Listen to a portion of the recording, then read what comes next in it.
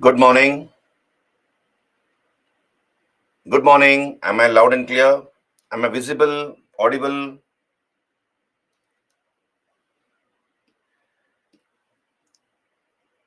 Shan, good morning. Divyani, am I visible and audible? Randhir, Yasin, Dhwani, great. So, very good. Let some more students join in and then I'll begin. Tabassum, good morning. Roshan, Stephen, Purva,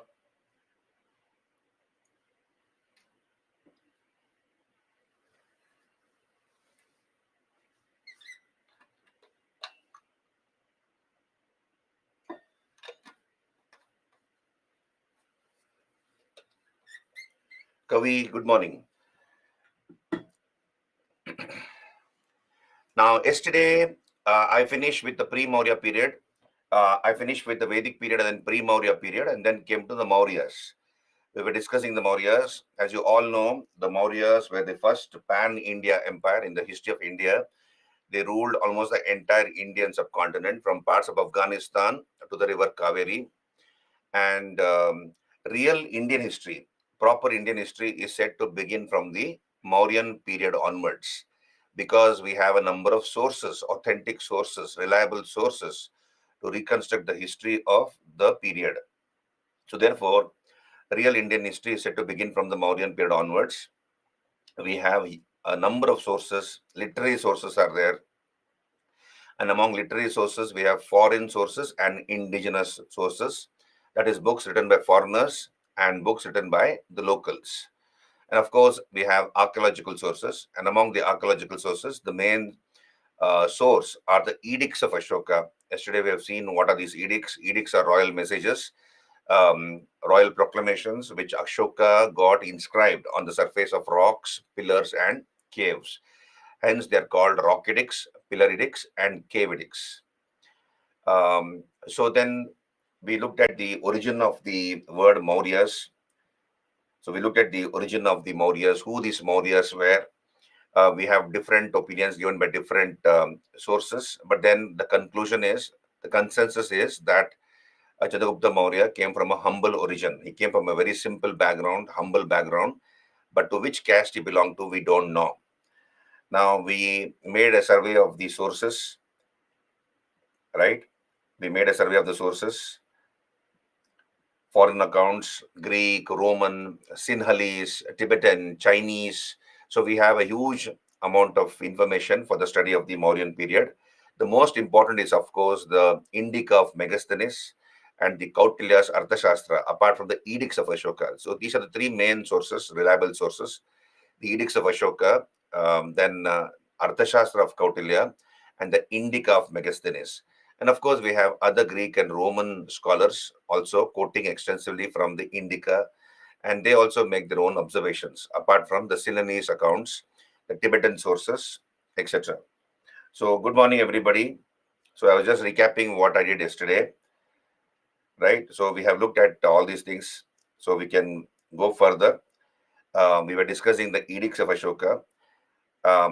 We know, yesterday I told you that nobody knew about Ashoka till 1915 until the Musky Edict was discovered, and James Prinsep had deciphered the Ashokan Brahmi in 1837. James Prinsep was able to decode the Ashokan Brahmi, and we were able to read what Ashoka was trying to convey to his subjects and many times to his officers. And finally, in 1915, we were able to identify that the person who was claiming himself to be Devanam Piya and Piyadasi was none other than the great king Ashoka. So we looked at it yesterday. The major rock edicts, the 14 major rock edicts, found at 8 places on a single boulder.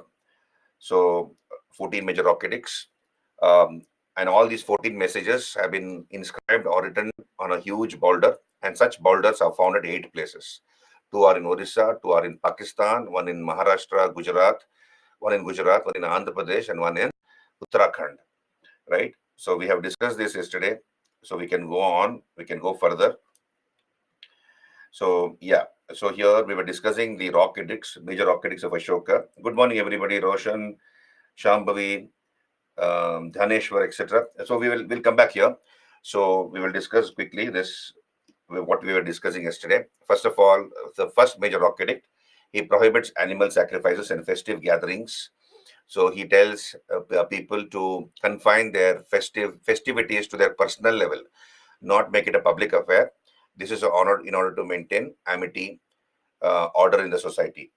Then, in the second major rock edict, he talks about welfare measures like planting trees, digging wells, construction of roads. He also mentions the southern contemporary kingdoms.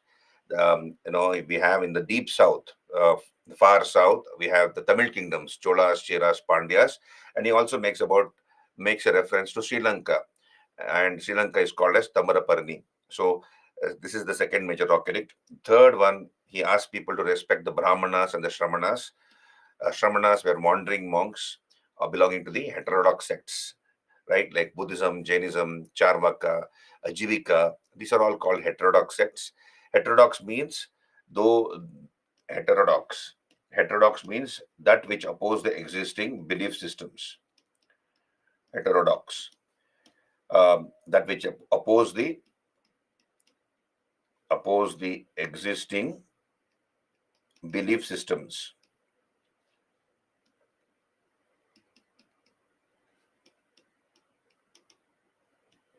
So here, the existing belief system was the Vedic religion, and the Ajivikas, the Charvakas, the Buddhists, Jains, they all opposed the Vedic religion. So therefore, Shramanas were supposedly monks of the heterodox religions, right? Then further, in the fourth rock edict, major rock edict, he preaches non-violence, and he says that he would like Bheri Gosha, that is the sound of war drums, to be replaced by the sound of Dhamma. So he had given up warfare after the Kalinga War. We'll come to that in some time. Then fifth one, he says that he asked people to treat their slaves in a humane manner, in a kind manner. So there was slavery existing during the Mauryan period. So slavery as an institution existed, but he calls upon his people to treat the slaves in a humane manner, with respect. Then, of course, he talks about appointment of a class of officers called Dhamma Mahamattas. We'll come to this.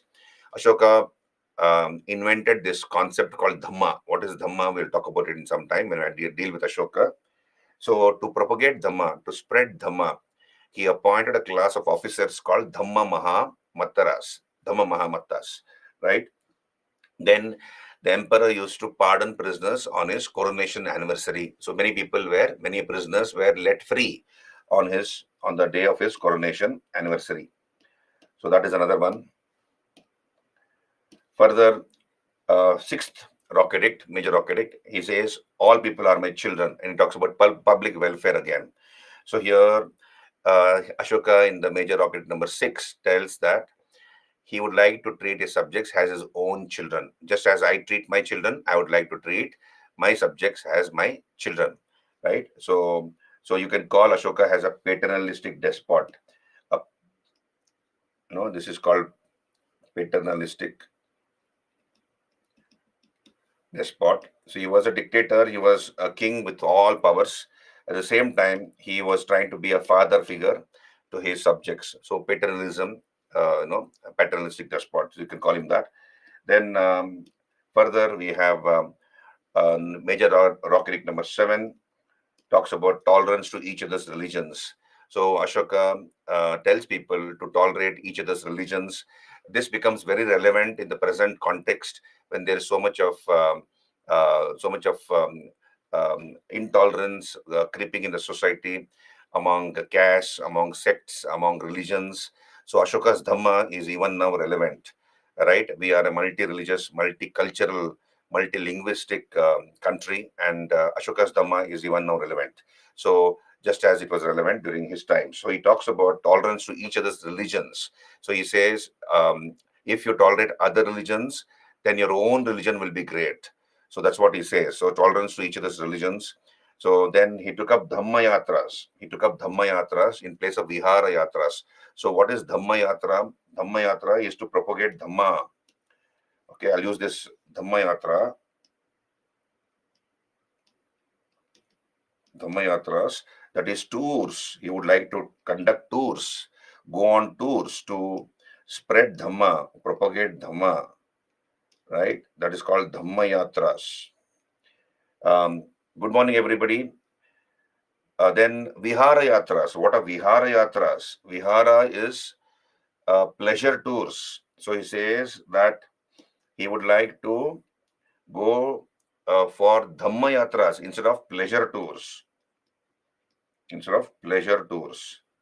Tours for pleasure. Vihara is, in this context, pleasure tours. Vihara Yatra. Yatra is a tour, as you know, and Vihara is pleasure tours. So he prefers to go to Dhamma Yatras in place of Vihara Yatras. Then further, he asks people to discontinue rituals, sacrifices, and follow Dhamma. So he says, you discontinue rituals and sacrifices of animals and follow Dhamma. So what is Dhamma? We'll come to that. Then Ashoka defines Dhamma in major rock critic number 10. He calls it as freedom from evil. I've highlighted in red.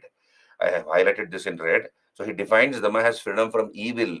So as far as people stop committing evil, that itself is Dhamma, he says. So freedom from evil. Stop doing evil things, then you are following Dhamma, according to Ashoka. Further, Dhamma is elaborately discussed in major rock critic numbers 11. Then number 12, he orders the people to live in harmony and peaceful coexistence. So you see, during the time of Ashoka, you had a number of intersectarian conflict. When does Ashoka come to power? He comes to power sometime in 268 BC, after the Kalinga War. Sorry, after a civil war. 268 BC comes to power, and by the time Ashoka came to power, already Buddhism as a religion had got divided into two sects. When I come to Buddhism and Jainism topics in as part of art and culture, we will discuss it in detail. But then please understand, um, Buddhism as a religion had got divided into two sects. In the second council, in the second Buddhist council, Buddhism had got divided into two sects. That is Sthaviravadin, or also called Theravadins, and Mahasangikas,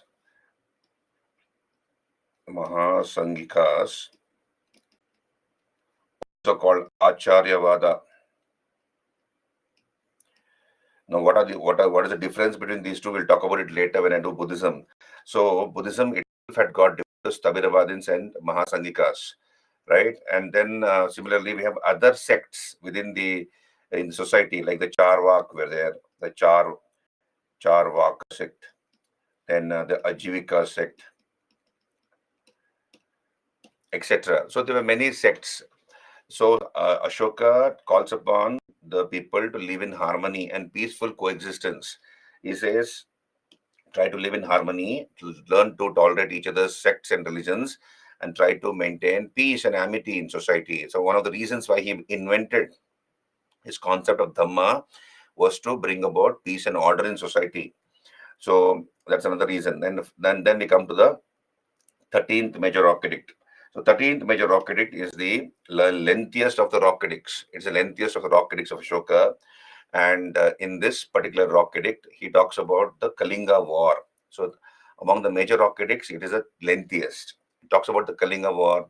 It again talks about the southern kingdoms like the Cholas, Cheras, Pandyas. Then it also talks about the 5 contemporary Greek kings who existed during the time of Ashoka. So he gives us the list of these Greek kings, like Antiochus II, Theos of Syria, Ptolemy II, Philadelphus of Egypt, then Magas of Cyrene, Alexander of Epirus, and of course you have Antigonus Gonatas of Macedonia.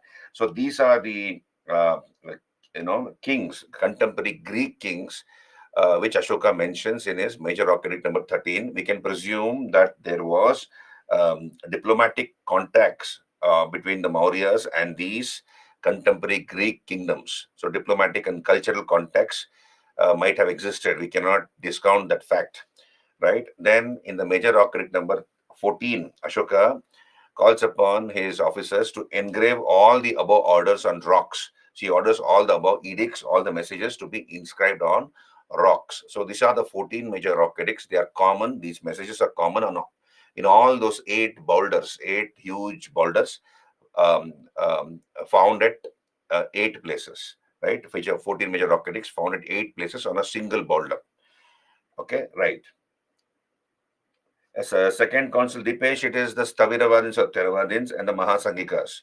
Mahasangikas are also called the Acharyavada. Roshan, you have a general understanding. UPSC has asked questions, Roshan. They will not specifically ask you the number of the edict. What does rock edict number 6 say or 5 say?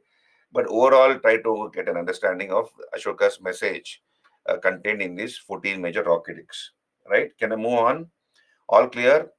Latecomers, are you able to see me and hear me?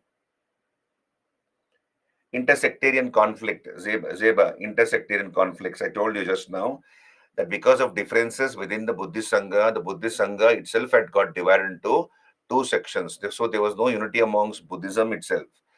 So why does Ashoka tell people to tolerate each other's religions? Obviously, we can presume that the society was not very smooth. There was a lot of friction and intolerance in the society. And one of the reasons why he invented Dhamma was for maintaining amity and peace in the society.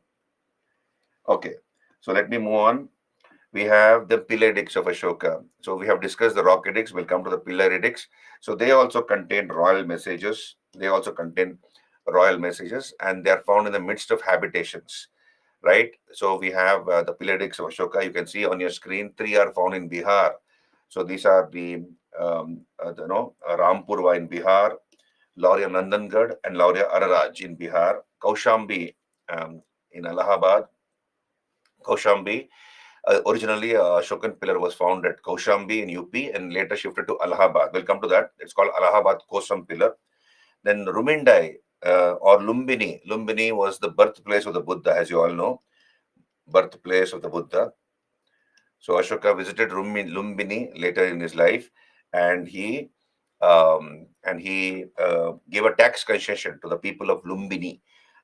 So in the 21st regnal year, in the 21st year of his reign, that is 21 years since he had come to power, he visits Lumbini to mark the nativity of the Buddha. That is, he wants to tell the world that Lord Buddha was born here, and therefore he installs a pillar there at Lumbini, and he gave tax concessions to the people of Lumbini, reduced the tax to 1/8.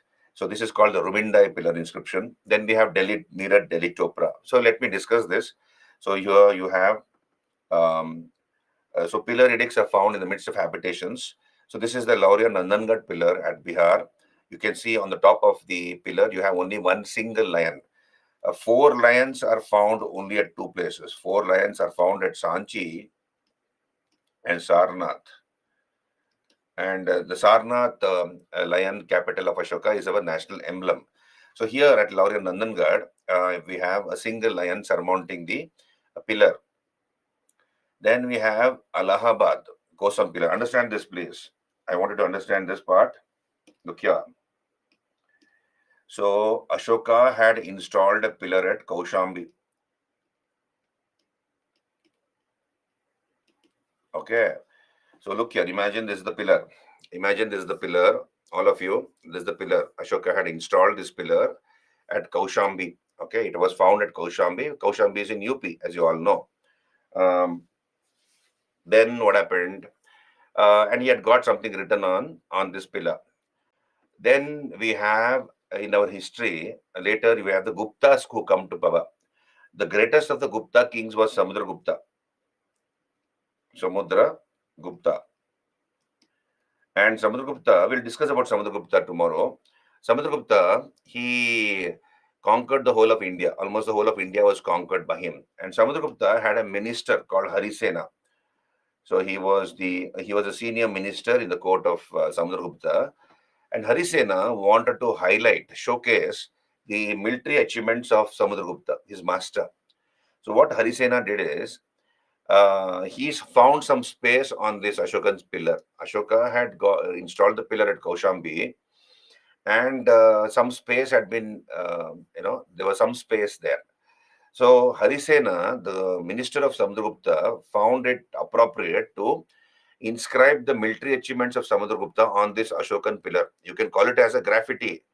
So he was, it was not, the pillar was not meant for that purpose, but he utilized the pillar effectively to inscribe the military achievements of Samudragupta. Right. Now, this pillar later was shifted from Kaushambi to Allahabad. Allahabad. Allahabad, now called Prayagraj, isn't it? So Allahabad has been called renamed Prayagraj. So later the pillar was shifted from Kaushambi to Allahabad by Jahangir, Emperor Jahangir, that is the son of Akbar.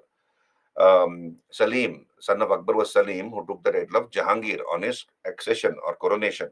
So it was later shifted to Allahabad by Jahangir, and Jahangir also got some message inscribed on this Ashokan pillar. So it is now present at Allahabad.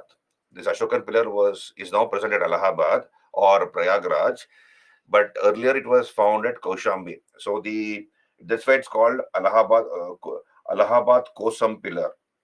Allahabad Kosam pillar. So the Allahabad Kosam pillar contains the edicts of three kings. Ashoka is one. The original message of Ashoka is there. Then we have Samudragupta's military achievements mentioned on that Ashokan pillar. And the person who shifted the Ashokan pillar from Kaushambi to Allahabad was Jahangir. So Jahangir's inscription is also found on this single Ashokan pillar. Did you get me? So originally at Kaushambi, later shifted to Allahabad. So Ashoka had initially installed it. Then Samudragupta's military achievements were mentioned on the same pillar. Later shifted to Allahabad with Jahangir, and Jahangir also inscribed some message on the Ashokan pillar. Did you understand? Hello, are you there with me? Therefore, you can see it is called. I have mentioned it here. Um, Allahabad, Samudragupta, Jahangir. So initially, we have the message of Ashoka, then Samudragupta, and then Jahangir. Right now, so this is the Ashokan pillar at Allahabad. Okay, the blown up version of the pillar. Then we come to what is this? Delhi Topra, Delhi Meerut. Delhi Topra, Delhi Meerut. Now look here. We have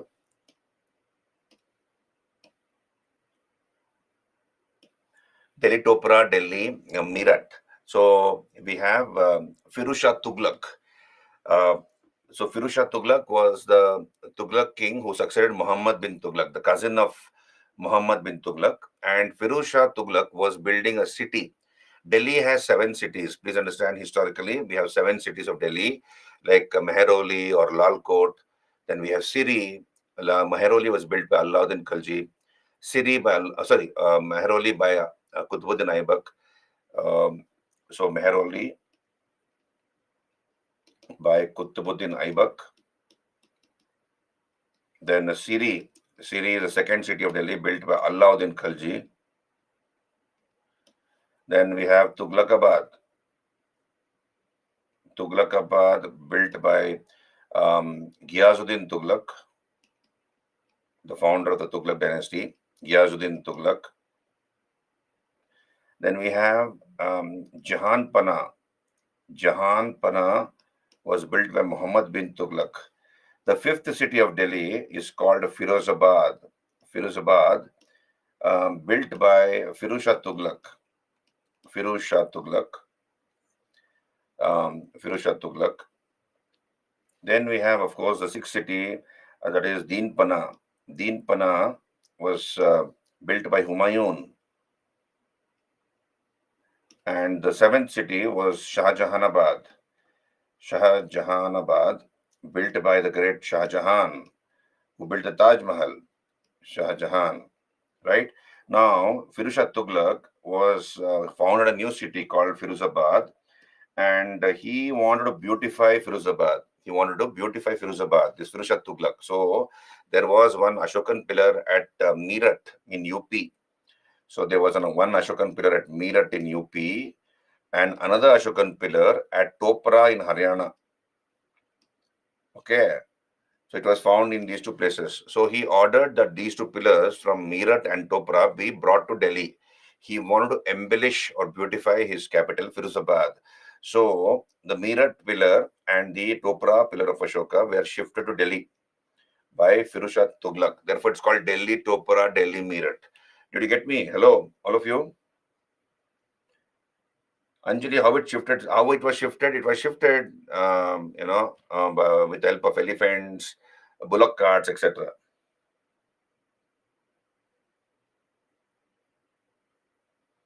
Sham, don't go into those things, Sham. Samudragupta's minister, he used that Ashokan pillar to highlight the military achievements of his master, right? So it was very convenient. Already, it was at a very strategic location where a lot of people would be able to read the edicts of Ashoka, the messages of Ashoka. So Ashoka installed his pillars in places where there was a lot of habitation, and also where people could read his message. So he utilized it to good advantage. Stephen, Qutub Minar belongs to the, Qutub Minar was inscribed by whom? Qutub Minar was installed by, Iltutmish. The foundation was led by Qutbuddin Aibak and completed by Iltutmish. We'll talk about it later. So here, Kushdeep, I will discuss Hinayana, Mahayana when I do Buddhism, so don't bother about it as of now. Just focus on on the present topic. So we have. How do we know that these pillars are shifted from some places? Yeah, we have it has been mentioned that these pillars have been shifted. So it has been mentioned accordingly. So you can see here on your screen, Delhi Topra, Delhi Meerut by Firuz Shah Tughlaq. So Firuz Shah Tughlaq shifted them to Delhi, right? And then we have the Rumindai inscription of Ashoka. So what is Rumindai here? So Lumbini. Lumbini is the birthplace of Buddha. Lord Buddha was born here. And in the 21st regnal year, what is regnal year? 21st regnal year. Regnal year means 21 years since Ashoka came to power. So 21 years since he came to power. So here, Ashoka visited Lumbini in the 21st regnal year. And to mark the nativity of the Buddha, to tell the world that Lord Buddha was born at Lumbini, he installed one pillar. Ashoka installed one pillar, okay, at Rumindai or Lumbini. Lumbini is also called Rumindai. And he reduced the tax payable by the people of Lumbini to 1/8. So he told the people of Lumbini to pay only 1/8 tax instead of 1/4, right? 1/8, he said. So this is the only Mauryan inscription which makes a specific reference to Mauryan taxation. So the Rumindai inscription is the only inscription which makes a precise reference to Mauryan taxation. Are you there with me? Hemlata, no, nothing like Surya's thumb and all that. Qutub Minar was Qutub Minar built by Aibak. It was in memory of the Sufi saint Khwaja Qutbuddin Bakhtiyar Kaki. He was a Sufi saint of the Chishti order at Delhi. He lived at the time when Qutbuddin Aibak was also living, and Qutbuddin Aibak had great regard for him. So he began the construction of the Qutub Minar, but unfortunately he died. He could not see its completion. He died in an accident. Aibak. He was succeeded by his son and a slave and son-in-law, Iltutmish, and Iltutmish completed the Qutub Minar.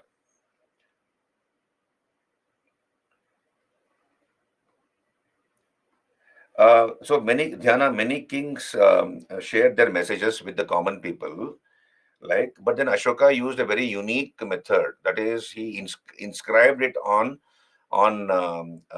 surfaces like rocks, pillars, and boulders. He probably wanted his name to exist till the sun and the moon exist. So they have remained for such a long time. Whatever he got inscribed on the surface of these rocks, pillars, and caves, and they have remained for thousands of years. So that speaks volumes about his ingenuity. There were many kings who wanted to convey messages to their people, but they used other methods, maybe oral orders or written orders, written orders in the sense oral orders, mostly oral orders. But then Ashoka used a different method. Okay, so Lumbin, did you understand Ruminda inscription? The only inscription which makes a precise reference to Mauryan taxation. Yeah, people had to pay land tax, isn't it, Divyani? People had to pay land tax to the king, because the king has to run the administration, and whatever taxes the kings collect, with that tax he runs the administration, pays his officers and soldiers salary, maintains the army, gives security to the people. So king has to collect taxes. So he reduced the tax burden on the people of Lumbini to 1/8. Regnal year is the 21st regnal year is 21 years since he came to power. 21 years since Ashoka came to power. That's called regnal year. Ashoka came to power in 268 BC. So 21 years after that, he visited Lumbini. Manpreet, did you understand what I'm saying? Only Lumbini, Zeba. Only Lumbini, not everywhere. Okay.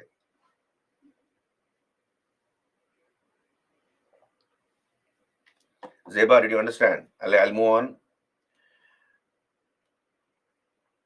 So Delhi Topra, Delhi Meerut. Then we have the Ruminda inscription. You can see on your screen, this is the Ruminda inscription, right? And then the cave edicts of Ashoka. You see here, these are the Bara caves in Bihar. You see a cave. What's a cave? What's a vihara? A vihara is a monastery. What's a vihara? Vihara is a monastery meant for the residential purposes of monks. And Ashoka got caves dug up. A cave, a vihara will look something like that, like this inside. Look here on your screen. It looks something like this on the inside.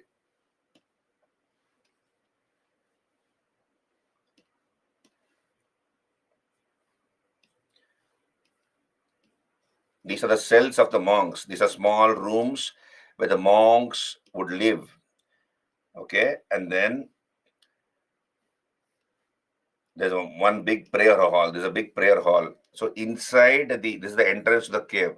So these are small cells, like for example, A, B, C, D, and this is a huge hall where the monks will congregate for prayers, meditation, etc.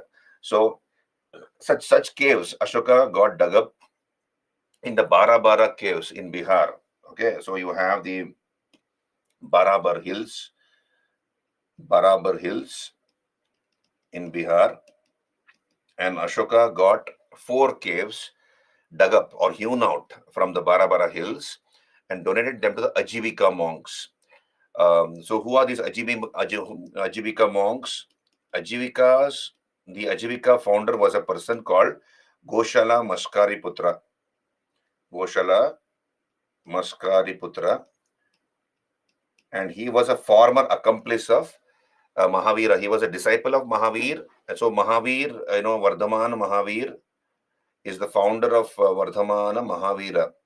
He is the founder of Jainism, as you all know, Vardhaman Mahavir. So at the age of 30 years, Vardhaman Mahavir renounced the world. That is, he took up sannyas. He became a sannyasi at the age of 30 years.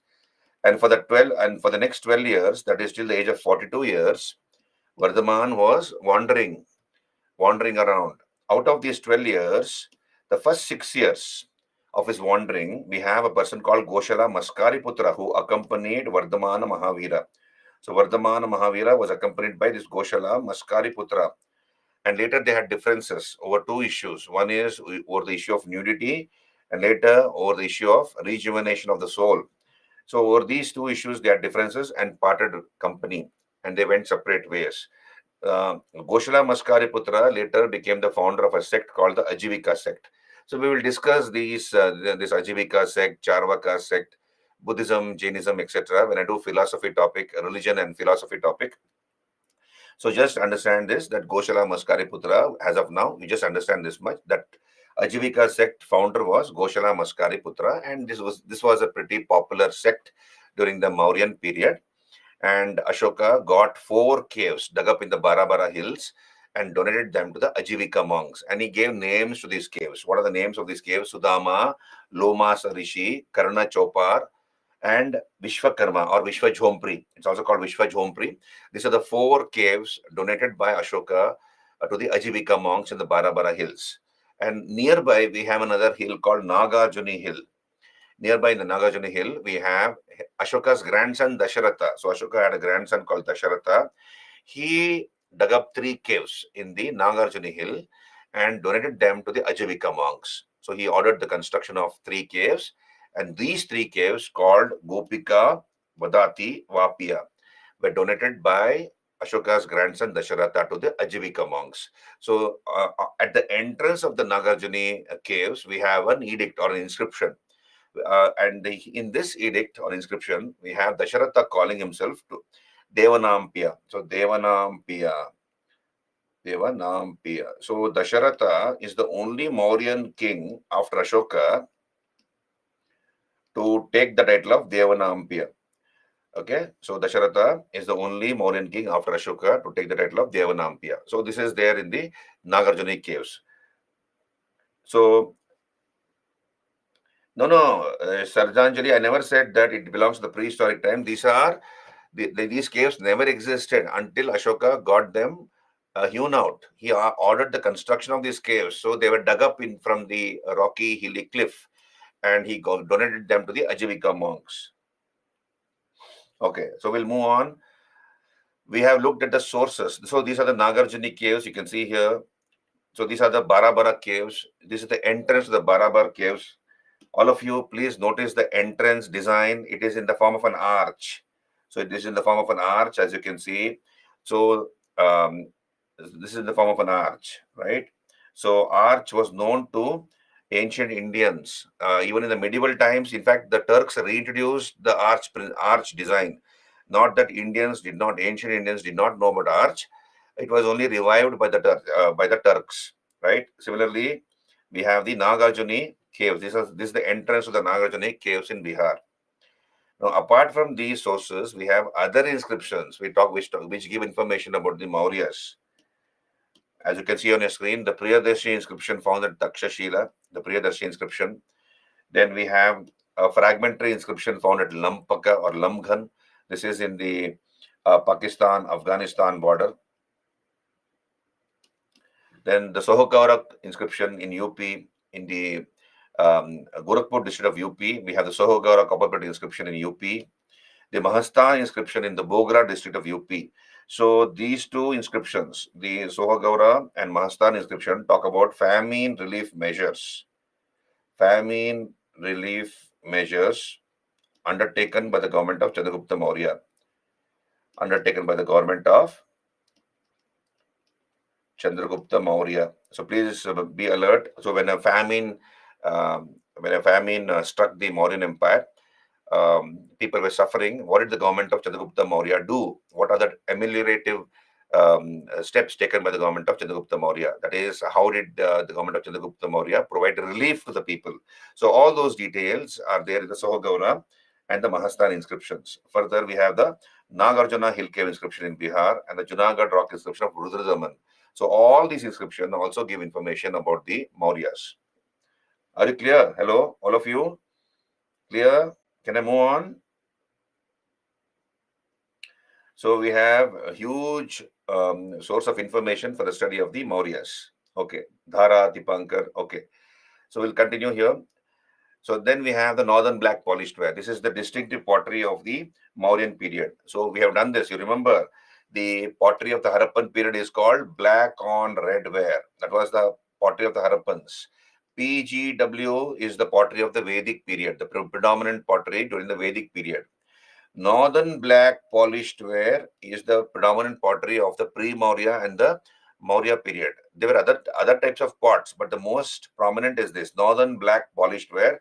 You can see here the pot has been painted black, and there are different shapes to the right of your screen. These are the various shapes in which these pots were made, and they were painted black in color. So that's why it's called northern black polished ware. So this is also archaeological source for the study of the Mauryas. Now let us come to the political history of the Mauryas: Chandragupta Maurya, Bindusar, Ashoka, and the later Mauryas.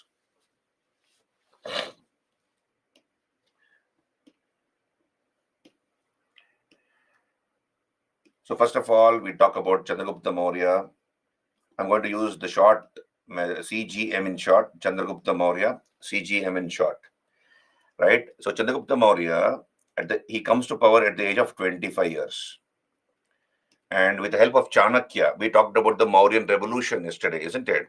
The Mauryan Revolution, that is how Chanakya, with the help of Chandragupta Maurya, plotted the end of the Nandas. How Chanakya was insulted by Dhanananda in an open court. Then he resigned from the Nanda government, and then he found a boy called Chandragupta, and both of them plotted how to bring about the end of the Nandas. So at the age of 25 years, Chandragupta Maurya, with the help of Chanakya, dethroned Dhanananda, killed him, and established the Mauryan Empire and made Pataliputra his capital. So he comes to power at the age of 25 years. And then we are told, what is the first thing he did? He conquered the Ganga Valley, that is the Gangetic Valley. He conquers the Ganga Valley or the Gangetic Valley, where so he consolidates his position around the capital Pataliputra by conquering the Ganga Valley. Then we see him going to the northwest. We see him going to the northwest portions of India and conquering everything up to the river Indus. So everything up to the river Indus was conquered by him. Then we see him again coming down and conquering everything up to central India, central India, up to the river Narmada. So he conquers everything up to the river Narmada. And then again, see him going to the northwest. We find him in between 305 and 303 BC. We find Chandragupta Maurya in the northwest portions of India. What was he doing in the northwest portions of India? He was fighting against Seleucus Nicator. So he was fighting against Seleucus Nicator. He was one of the generals of Alexander, Seleucus Nicator. So I come back here. At the age of 25, he became the king after dethroning Dhanananda. He makes Patliputra his capital. Then he conquers the Gangetic Valley, Ganga Valley. Then we see him going to the northwest and conquering everything up to the river Indus. Then we see him coming to central India and conquering everything up to the river Narmada in central India. Then we see him again in the northwest between 305 and 303 BC. For 2 years, he was fighting against Seleucus Nicator. Now, who was Seleucus Nicator? He was one of the generals of Alexander. Alexander had died, and many of his commanders began to fight amongst themselves to parcel out the empire of Alexander. And the Asiatic provinces of Alexander's empire, whatever was that part of the empire of Alexander, which was in the Asian continent, that was claimed by Seleucus Nicator. And here we have an upstart, Chandragupta Maurya, who had recently overthrown the Nandas, who was trying to consolidate his newly established empire. And these two ambitious men came into contact with each other. They came into conflict with each other. Chandragupta Maurya and Seleucus Nicator, CGM in short. I'm writing CGM, Chandragupta Maurya.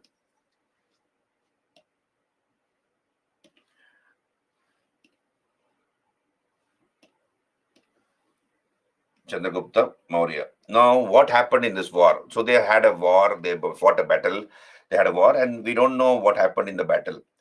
But we know that there was a peace treaty signed at the end of these 2 years of war in 303 BC. There was a peace treaty which was signed between Seleucus Nicator and Chandragupta Maurya. And from the terms of the peace treaty, we can presume that it was Chandragupta Maurya who had defeated Seleucus Nicator. So what are the terms of the peace treaty? First of all, Chandragupta Maurya gave away 500 elephants to Seleucus Nicator. So Seleucus Nicator got 500 elephants from Chandragupta Maurya, and Seleucus Nicator in return had to give up the Trans-Indus zone, Trans-Indus region. What is the meaning of Trans-Indus zone or region? That is the area across the Indus, like present-day Kabul, Kandahar, Herat, Jedrosia, Arakosia, etc. So this is called Trans-Indus region. So Seleucus Nicator voluntarily gave up those territories after receiving 500 elephants from Chandragupta Maurya. So why would he give up those areas unless he has been defeated by Chandragupta Maurya. That's the presumption. So number two, Seleucus Nicator gave his daughter Helena in marriage to Chandragupta Maurya. So Chandragupta Maurya married Helena, the daughter of Seleucus Nicator. And thirdly, we have an ambassador sent by Seleucus Nicator to the court of Chandragupta Maurya. His name was Megasthenes. So Megasthenes was sent by Seleucus Nicator as the ambassador to the court of Chandragupta Maurya, and Megasthenes stayed in the Mauryan kingdom for a number of years, and he writes a book called Indica. And in this book called Indica, he gives a lot of information about the Mauryan society, polity, society, economy, etc. So this is about Chandragupta Maurya. Now look here. Are you clear till here, all of you? Seleucus Nicator Shreyas, I told you, he was one of the generals of Alexander. Alexander had died, and Seleucus Nicator was claiming the Asiatic part of Alexander's empire as his own. So, and he came into conflict with Chandragupta Maurya. And Chandragupta Maurya defeated him and gave away 500 elephants to Seleucus Nicator. And Seleucus Nicator used those elephants in his wars, to expand his own kingdom. Seleucus Nicator gave his daughter Helena in marriage to Chandragupta Maurya, and Megasthenes was sent as an ambassador to the court of Chandragupta Maurya. All clear here? Can you lift your hands quickly so that I can go further? A lot of things to cover. All of you? On caves, there are also writings. Yes, Manpreet. Yes. Yasmin Dhara Sejal. Okay. Now look here. We have a book called Parishishta Parvan.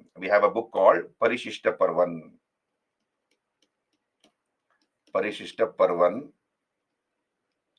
written by Hemachandra. Hemachandra is the author of this book, Parishishta Parvan, and he belonged to the 12th century. Hemachandra belongs to the 12th century.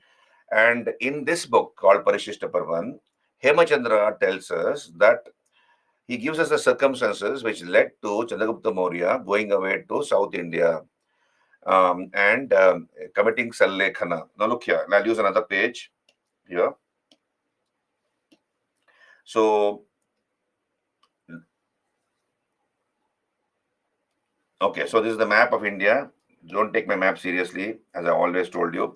So look here, this is the Magadhan, this is the core of the Magadhan kingdom. Patliputra was here, isn't it? This is Patliputra here. So we are told by Hemachandra that there was a famine in the period of Chandragupta Maurya. So this famine lasted for 12 years. So Hemachandra tells us that there was a famine in the Mauryan Empire, and this famine lasted for 12 years. So you have a group of Jain monks who began to migrate towards South India. So we have a group of Jain monks led by their leader Bhadrabahu. So under their leader called Bhadrabahu, the Jain monks began to migrate towards South India. Chandragupta Maurya gave away the throne to his son Bindusar. So he abdicated the throne. He abdicated. Abdicated means giving away the throne voluntarily. So Chandragupta Maurya abdicated the throne. Abdicated his throne to his son Bindusar. And he also joined Bhadrabahu. Chandragupta Maurya joined Bhadrabahu, and they come to the present region of Karnataka. So they come to the present region of Karnataka, a place called Shravana Belagola. They come to a place called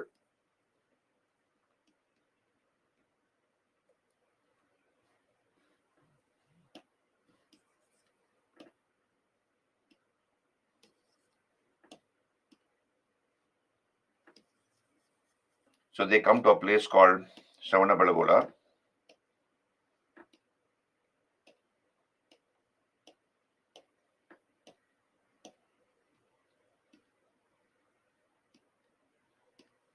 So they come to a place called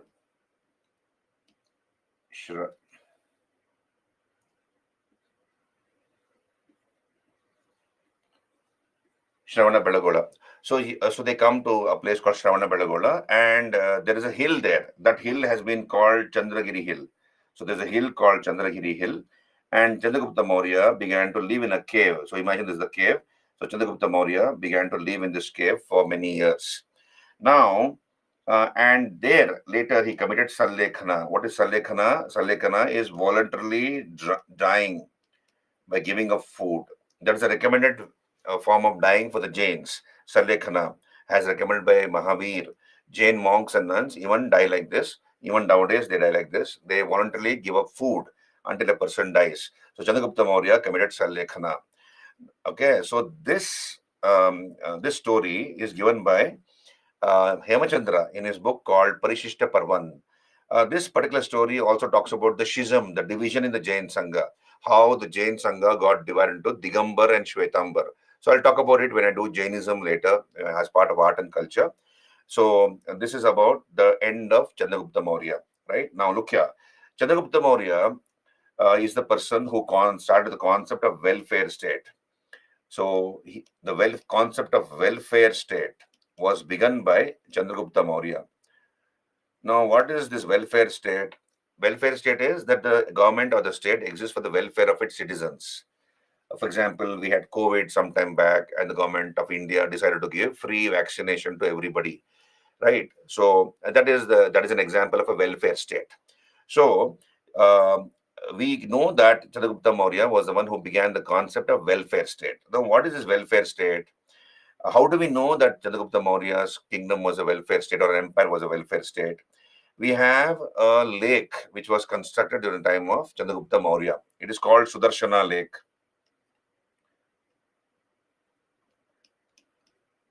Sudarshana Lake. This is in Junagadh. This is in Junagadh or Girnar in Gujarat.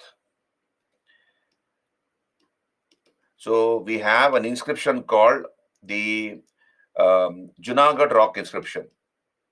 The Junagadh rock inscription dated 150 AD. This belongs to 150 AD and it belongs to the period of Rudradaman. So there was a Shaka king called Rudradaman. Rudradaman.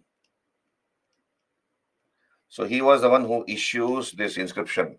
In this Junagadh rock inscription, we come to know the history of the Sudarshana Lake. We come to know the history of the Sudarshana Lake. So what does the Junagadh rock inscription tell us? I'll use another. So look here on your screen. It tells us that you see Gujarat is a semi-arid zone. Next to Gujarat is Rajasthan, and many parts of Gujarat also have shortage of water. It's a semi-arid zone, and that was the case even during the time of Chandragupta Maurya and the Mauryas. So we are told by this Junagadh rock inscription of Rudradaman that during the time of Chandragupta Maurya, there was you have the governor of Junagadh by name Vaishya Pushyagupta. Vaishya Pushyagupta, during the period of Chandragupta Maurya, built this lake. This lake, Sudarshana Lake, was built by him. Why did this Vaishya Pushyagupta, the governor of Junagadh, build this lake? Junagadh is in Gujarat. To provide irrigation and drinking water facilities. To provide irrigation and drinking water facilities to the people of Junagadh. So during the time of Chandragupta Maurya, Vaishya Pushyagupta, the governor of Junagadh, built this lake called Sudarshana Lake. Number two, during the time, this particular inscription goes on to tell us that during the time of Ashoka, there was this lake got damaged. The walls of the lake were breached by floods of two rivers, Palasina and Suvarna Rekha. Don't worry about that. So there were floods, and the lake got damaged. Therefore, the governor of Junagadh during the time of Ashoka was Yavanaraja Tushaspa. Yavanaraja Tushaspa. This Yavanaraja Tushaspa, during the time of Ashoka, got this lake repaired. Then this Junagadh rock inscription goes on to tell us that again, during the time of Rudradaman, again this lake was damaged. And the governor of Junagadh during the time of Rudradaman was Suvishka. So Suvishka, the governor of Junagadh during the time of Rudradaman himself, got this lake repaired without charging Vishti, that is forced labor, and Pranaya. So Pranaya is an emergency tax. So without charging pranaya or emergency tax and without forcing the people to work for reconstruction of that lake, that is Vishti, he got the lake repaired. And lastly, we are told that during the time of Skandagupta, again this lake was damaged, and the governor of Junagadh during the time of Skandagupta was Chakrapalita. Chakrapalita. So this Chakrapalita, during the time of Skandagupta, got this lake repaired. So this is the history of the Sudarshana lake, which is mentioned in the Junagadh rock inscription of Rudradaman. He was a Shaka king. We talk about Shakas in the post-Maurya period. We'll come there later. So this lake was constructed during the time of Chandragupta Maurya by the governor of Junagadh by name Vaishya Pushyagupta to provide drinking water and irrigation facilities to the people of Junagadh. Secondly, during the time of Ashoka, again this lake was damaged because of floods in the neighboring rivers. So therefore, you have Yavanaraja Tushaspa, who was the governor of Junagadh during the time of Ashoka. He got this lake repaired. Third time it was damaged during the time of Rudradaman, and the governor of Junagadh during the time of Rudradaman was the Suvishka, who got the lake repaired without charging pranaya, emergency tax, and imposing vishti or forced labor. So please remember these terminologies. Vishti means forced labor without paying any wages. You get the work done. Pranaya, emergency tax. And Chakrapalita, during the time of Skandagupta, Chakrapalita, the governor of Junagadh, at the time of Skandagupta was Chakrapalita, he got the lake repaired. Did you understand? Hello, all of you. How to remember all these names in ancient history? Harshita, revise. Please revise, then you'll understand.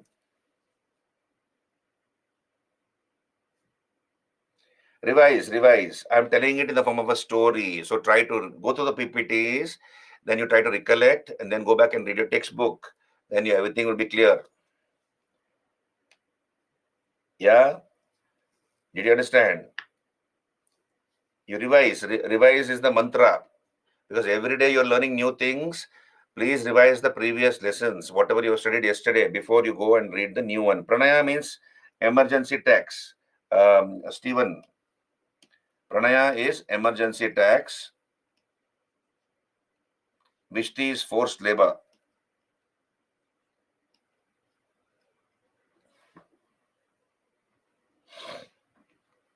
Anjali, not able to find these topics in our in RS Sharma. See, it will be there in this is consolidated information from various sources, Anjali. Whatever I have found it important from and relevant from the UPSC point of view, I have put it. It is not from one source. Whatever my PPTs are. So please make the best use of it and then supplement it with one textbook reading because you have so many subjects to read. Read one book and that should be more than sufficient. And then keep updating your current affairs, whatever current affairs is coming in the newspapers and magazines. No, Sham, they will not ask you about polity and such things. They will ask you art and culture sections in the main examination. They'll not ask you political history. Okay, we'll come back here. So you can see Chandragupta Maurya on your screen. Probably Chandragupta Maurya looked like this. So at the age of 25, he dethroned Dhanananda. He occupied Patliputra. That was his capital. Then he conquered all these areas, Ganga Valley. Then he conquers area up to the river Indus, then river Narmada in central India. And then he defeated Seleucus Nicator. He fought a war against Seleucus Nicator, which lasted for 2 years. And then we have a treaty which was signed. Chandragupta Maurya gifted 500 elephants to Seleucus Nicator. And Seleucus Nicator gave up the Trans-Indus region. Chandragupta married Helena, the daughter of Seleucus Nicator, and Megasthenes was sent as an ambassador by Seleucus Nicator to the court of Chandragupta Maurya. And so Megasthenes wrote a book called Indica. And I told you, Hemachandra's Parishishta Parvan tells us that Chandragupta Maurya went away to South India to a place called Shravana Balagola along with Bhadrabahu and committed Sallekhana. So you can see this is the empire of Chandragupta Maurya. So Chandragupta Maurya is the person who conquered everything from parts of Afghanistan to central India. So the blue color highlighted, that is your empire of Chandragupta Maurya, huge empire he established. And then probably Seleucus Nicator looked like this and Megasthenes on your screen, right? And then of course, this is Chandragiri Hill in Shravana Belagola. You can see here at the summit is the statue of Bahubali Gommateshwara, the tallest, historically the tallest monolithic statue in India. So there are 660 steps here. There are 660 steps to go to the summit. So you can see people are walking here and going. People are walking here and going. You also have palanquins, people who cannot walk, old people, people who are sick, so that they can be taken in a palanquin. And then it's a very holy place for the Jains all over the world. And this hill has been named after Chandragupta Maurya. It's called Chandragiri Hill, and there is a gufa, there's a cave in this particular hill where Chandragupta Maurya lived for many years. He meditated in this particular Basadi. Basadi is a Jain temple. This temple was built much later. There was a small temple during the time of Chandragupta Maurya, and this was expanded later. So this is the Basadi where he's supposed to have prayed and meditated. And these are the footprints of Chandragupta Munipati, which is even now prayed to by the Jains. These are the footprints of Chandragupta Maurya carved on the summit of the Chandragiri hill, right? So he's called Chandragupta Munipati, right? And the concept of welfare state, I told you, you have two inscriptions, Sohagaura and Mahastan inscriptions, which talk about famine relief measures undertaken by the government of Chandragupta Maurya. And secondly, the history of the Sudarshana Lake. The Sudarshana Lake was constructed by the governor of Chandragupta Maurya, governor of Junagadh. His name was Vaishya Pushyagupta. He was the one who constructed this lake to provide drinking water and irrigation facilities to the people of Junagadh. So we come to know about this through the Junagadh rock inscription of Rudradaman. So I have given you, see this? This is the Junagadh rock inscription of Rudradaman. You have inscription on top of that rock, and from that we come to know these details. Built by Vaishya Pushyagupta during the time of Chandragupta Maurya, repaired by Yavanaraja Tushaspa during the time of Ashoka, repaired by Suvishka during the time of Rudradaman without charging Vishti and Pranaya, and repaired by Chakrapalita during the time of Skandagupta, right? To a large extent, Shreyas, it will give you, I told you, to a large extent, it will give you a lot of information, but then please read one textbook. Pranaya, Akshata Pranaya is an emergency tax.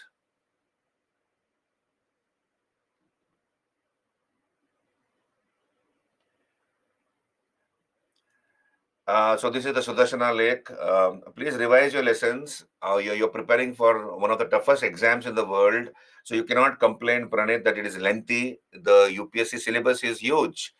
It is humongous. It is true. But then you have to keep on revising, and you should have a very good, effective study plan, revision plan and study plan.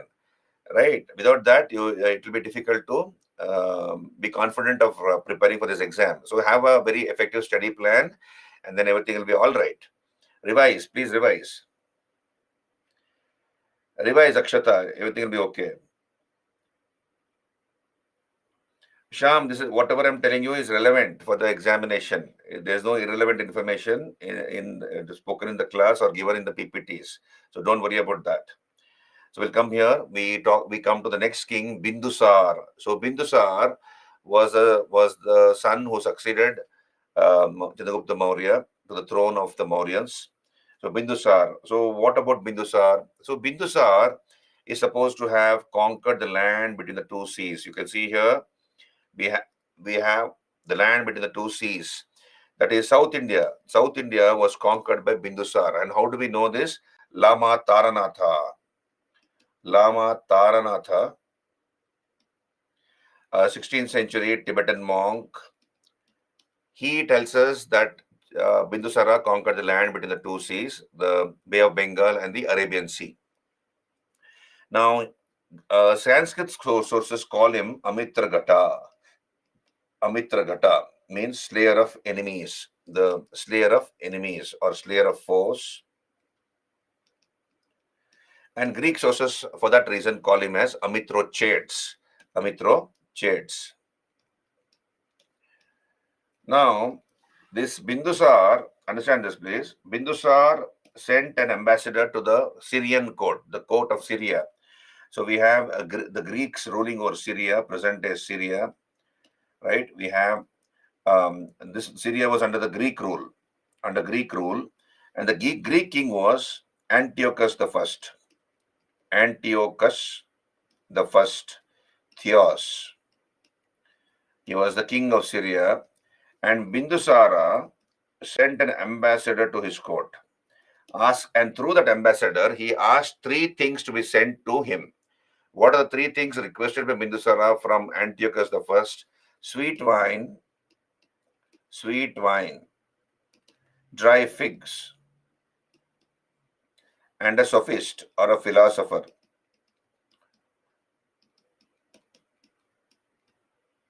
So, sweet wine, dry figs, and a sophist or a philosopher were asked to be sent to the Mauryan court by Bindusar. And in return, Antiochus the First, the king of Syria, sent an ambassador called Dimachus. Dimachus was sent to the court of Bindusara by Antiochus the First. And along with Dimachus, Antiochus the First Theos of Syria sent sweet wine and dry figs, but not a sophist. He said he said that in Greece, philosophers are not for sale, not for sale. So I cannot send a philosopher or a sophist because they are not for sale. So this is one. So and Dimachus visited the court of Bindusara. He was the first ambassador to come to the court of Bindusar. And then we have another ambassador coming to the court of Bindusar. His name was Dionysius, the king of Egypt. Ptolemy II, the king of Egypt, sent an ambassador called Dionysius to the court of Bindusar. So Dionysius also comes to the court of Bindusar, right? Now,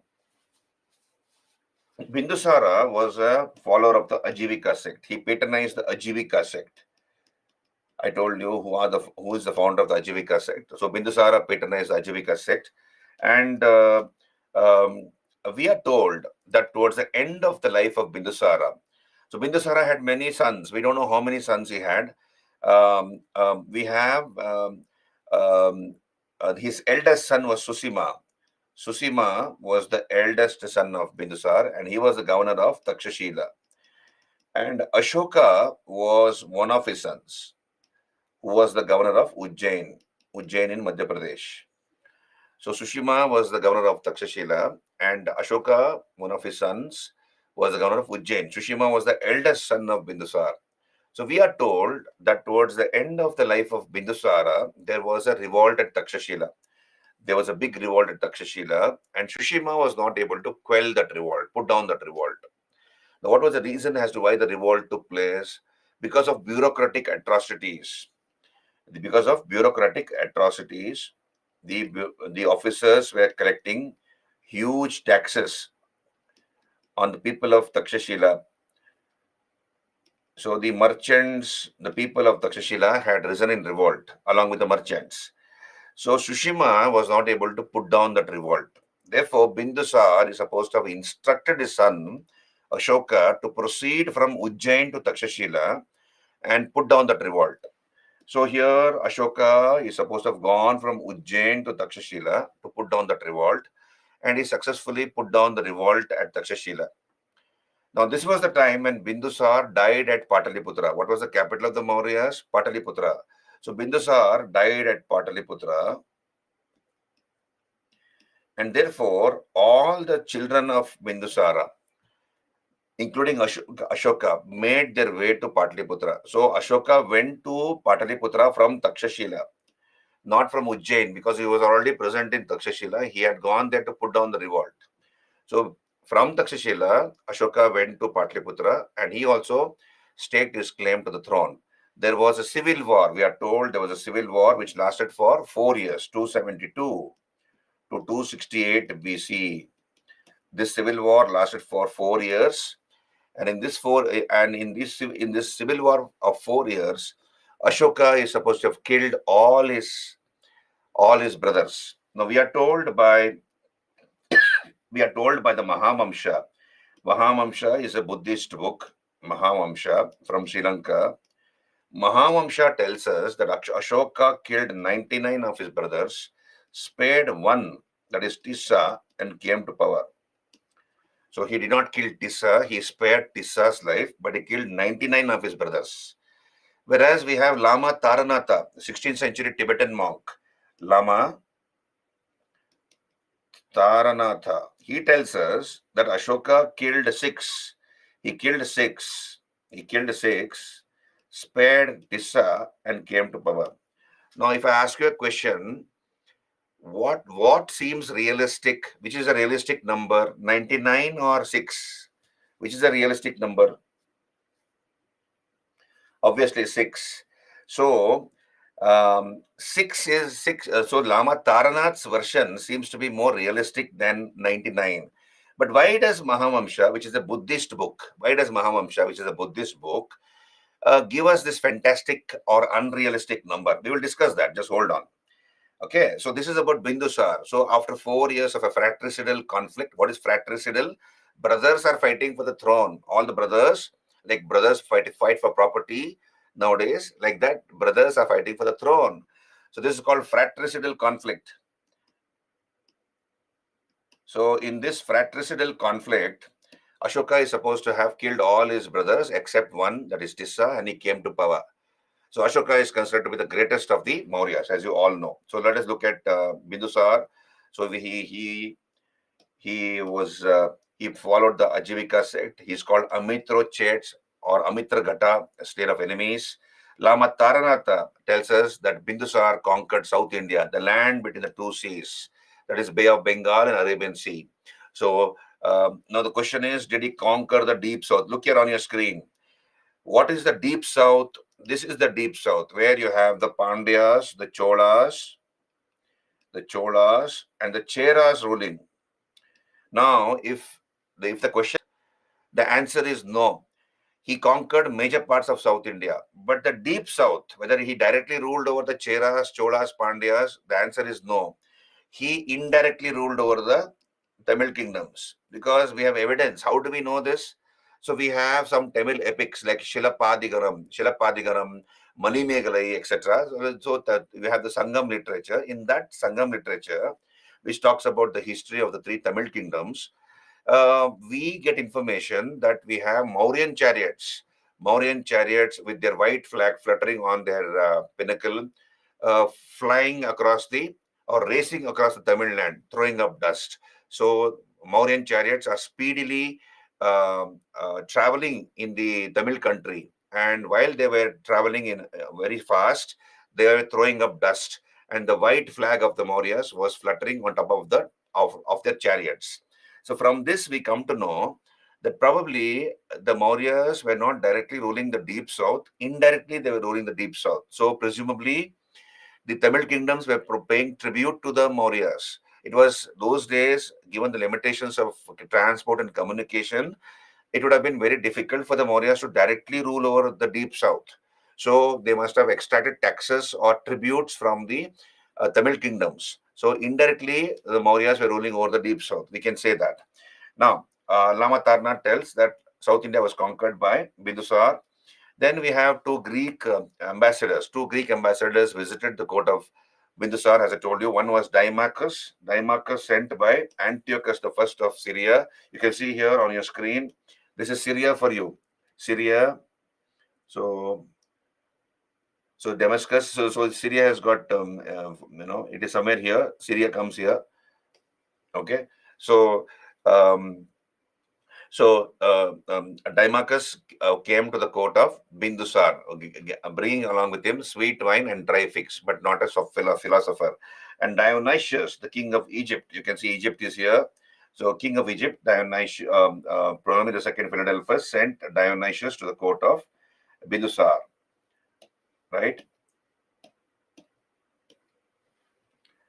So, these are the coins of Antiochus the First of Syria, Ptolemy II Philadelphus of Egypt. This is the head of his. Okay. Then we come to the story given in Divya Vandana. Divya Vandana, a Tibetan textbook, tells us that there was a revolt at Takshashila. Sushima, the eldest son of Bindusar, was not able to quell that revolt, and therefore Bindusar ordered Ashoka, who was the governor of Ujjaini in Madhya Pradesh, to proceed to Takshashila and put down that revolt. And likewise, Ashoka was able to successfully put down the revolt at Takshashila. And around that time, Bindusar died. And from Takshashila, Ashoka also went along with his other brothers to stake his claim to the throne at Patliputra. That resulted in a civil war which lasted for 4 years, 272 to 268 BC. You can see here on your screen. Probably Ashoka looked like this. Ashoka, Samrat Ashoka, the greatest of the Mauryas. So 272 to 268 BC. So according to the Mahavamsha, Ashoka killed how many of his brothers? 99 of his brothers. Spared one, that is Tissa. So he spared one.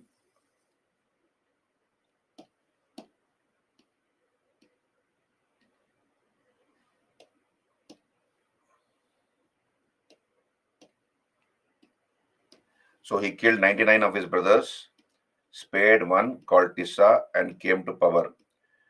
Whereas we have Lama Tarnath who says that he killed only 6 of his. Okay, now why does the Buddhist sources like Mahavamsha claim that Ashoka killed 99 of his brothers, spared one called Tissa, and he came to power? Buddhist sources try to highlight the influence Buddhism had on Ashoka. So you see, initially the Buddhist sources tell us that he was Chanda Ashoka. He was initially Chanda Ashoka and Kama Ashoka and Kama Ashoka.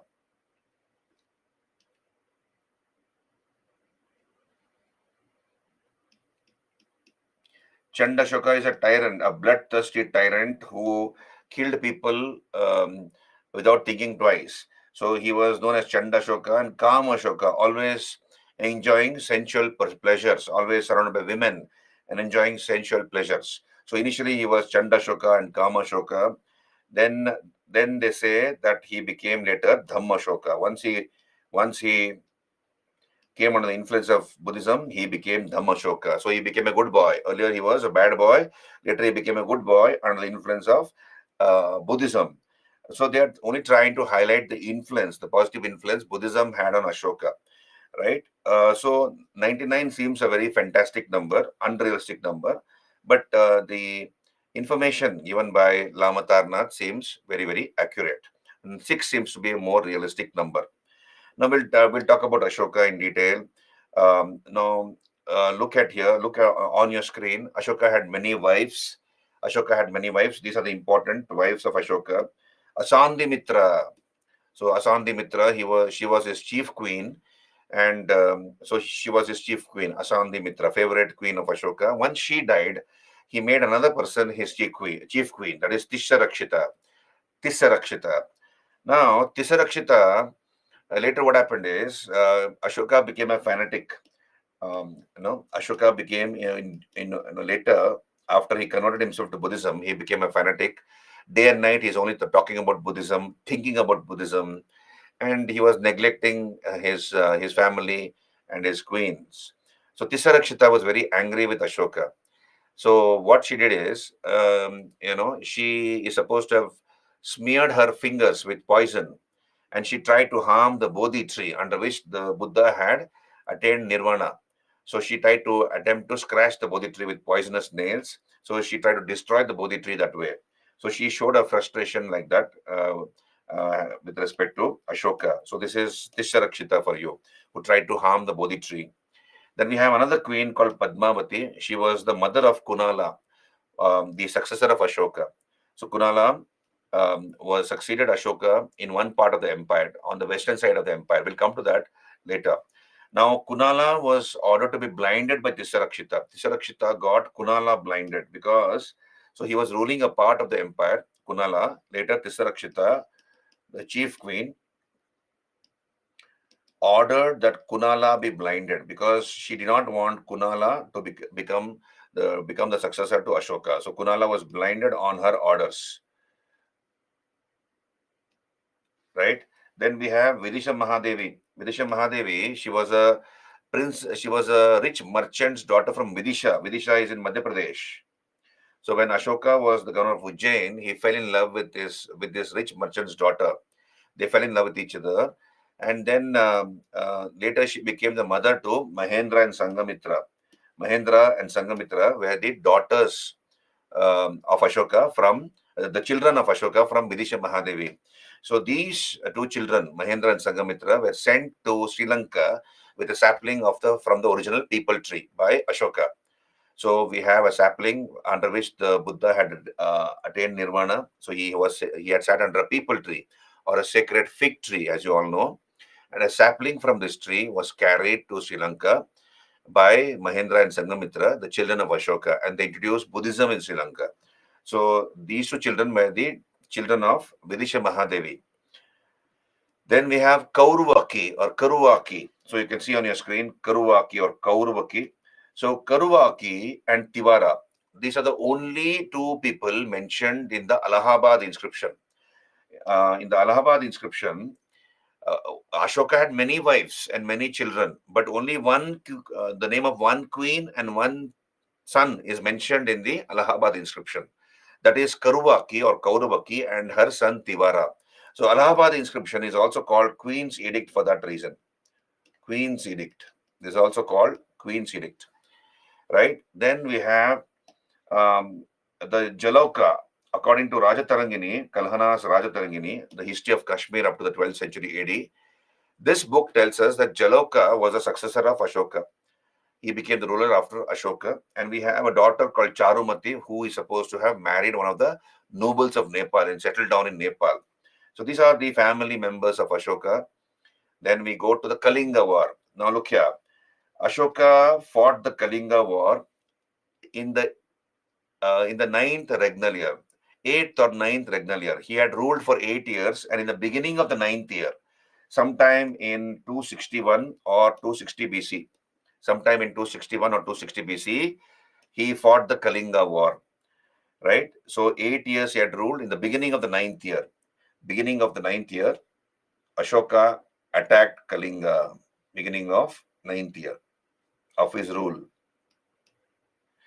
Kalinga is the present-day Orissa, and he conquered Kalinga, right? Now, this is supposed to be the turning point in the life of Ashoka, the Kalinga War. Now, please understand, look at the screen here. Look at the map here. I'll use the ready-made map.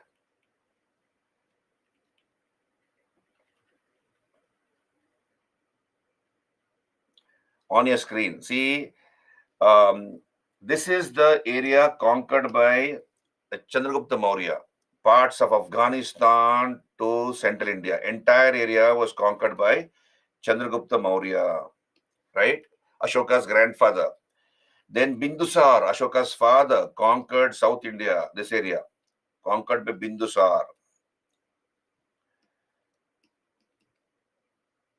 And only one area remained to be conquered, that is Kalinga. Kalinga was conquered by Ashoka. You can see Kalinga here, third. So this was conquered by Ashoka. And the deep south already was paying taxes to the Mauryas. It had accepted the Mauryas as their overlords. Now, in 261 or 260 BC, Ashoka attacked Kalinga and conquered Kalinga. We have the major rock edict number 13. Major rock edict number 13, which gives us details about the Kalinga War. It tells us 1 lakh people were killed, 1.5 lakh people were taken prisoner, and many times that number perished. 1 lakh people were killed, 1.5 lakh people were taken prisoners, POWs, prisoners of war. 1.5 lakh people were taken prisoners of war, 1 lakh were killed, and many times that number perished.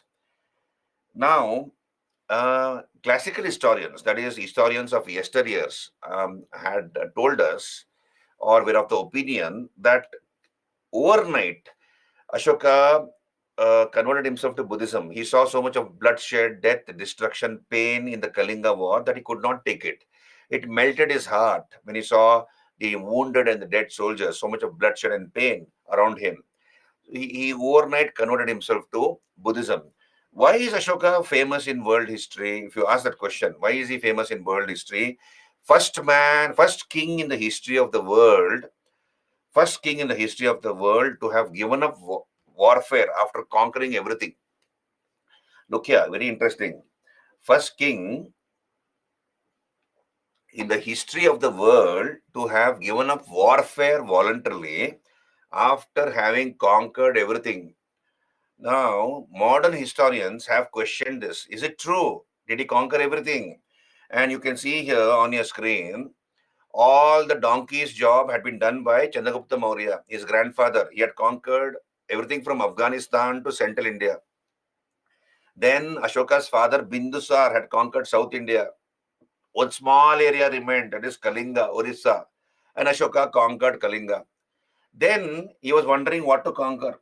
Understand this, think like Ashoka. You put yourself in Ashoka's mind. Everything was under the Mauryas, from Afghanistan to the Kaveri. Chandragupta Maurya had conquered major parts of India, from Afghanistan to central India.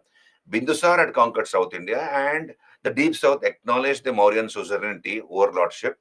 Kalinga remained unconquered, and Ashoka conquered Kalinga. Then after that, what? So he was literally jobless. No, don't write that way, that he was jobless and all that. I'm just trying to put things in perspective. He did not know what to do. And for 2.5 years, he kept pondering, because he had a huge bureaucracy, he had a huge army, and and he never thought of expanding outside India. Right now, everything was under the control of the Maurya. So 2.5 years after the Kalinga War, Ashoka brought in this concept of Dhamma. He brought in this concept of Dhamma. Dhamma or Dharma in Sanskrit, Dhamma in Pali. So what is Dhamma? So he had to keep his officers, bureaucracy, soldiers, busy with some work. He cannot go to war with anybody else, because everybody else were under the Mauryas.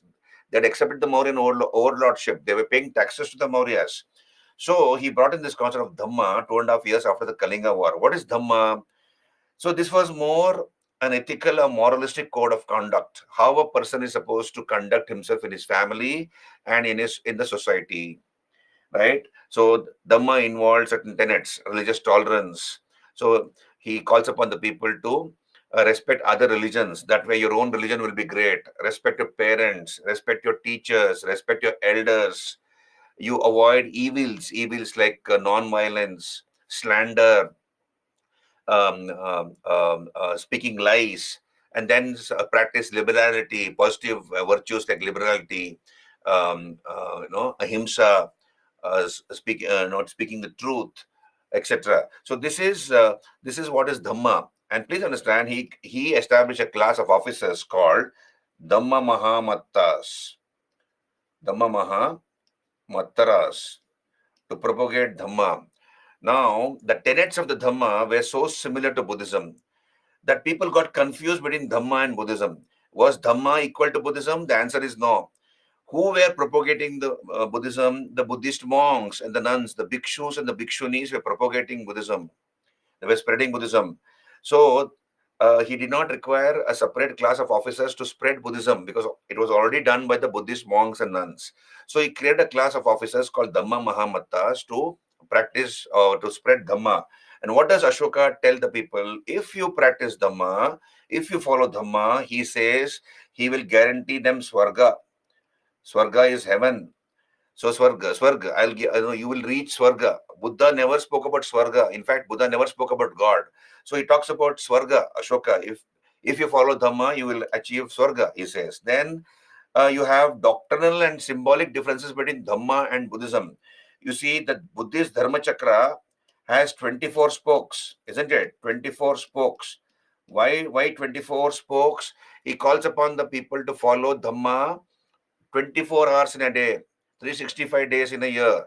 24 hours, you have to follow Dhamma according to Ashoka. So that's why 24 in number, the spokes of Ashoka, Ashoka's Dharma Chakra.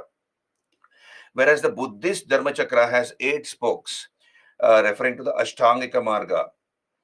Ashtangika Marga, eightfold path of the Buddha. So it has got 8 spokes. So there are symbolic and doctrinal differences between Dhamma and Buddhism. But common people like you and me confuse Dhamma with Buddhism. They thought Dhamma is equal to Buddhism because the tenets of the Dhamma were so similar to Buddhism. Therefore, Dhamma ended with Ashoka. Once Ashoka died, Dhamma also disappeared along with him. Right? Just as Dini Ilahi disappeared with Akbar. Later, Dini Ilahi, Ashoka, Akbar brought something called Dini Ilahi. It was not a new religion, it was a way of life, as he called it. And Dini Ilahi died along with Akbar, just as Dhamma died along with Ashoka. But common people like you and me confused Dhamma with Buddhism, and Buddhism became very, very popular, and Dhamma died with Ashoka. Right? So look here on your screen. This is the Kalinga War. And then Ashoka says that he wants Bherigosha, the sound of war drums, to be replaced by the sound of Dhamma, the sound of war drums, Bherigosha, to be replaced by Dhamma. So it was an ethical code of conduct, how a person is supposed to conduct oneself in the family and in the society as such. And he created a class of officers called Dhamma Maha Mattaras. So these are the various Dhamma Maha Mattaras who were sent to various parts of India to propagate Dhamma. Majjhima, that is the Himalayan region, Majhautika, Kashmir and Gandhara, Mahadharmarakshita, Maharashtra. So these are the various Dhamma Mahamattas who were sent to various parts of India to propagate Dhamma. Right? Now, it did have a positive influence because we have the Kandahar bilingual inscription, which is in Greek and Aramaic language and script.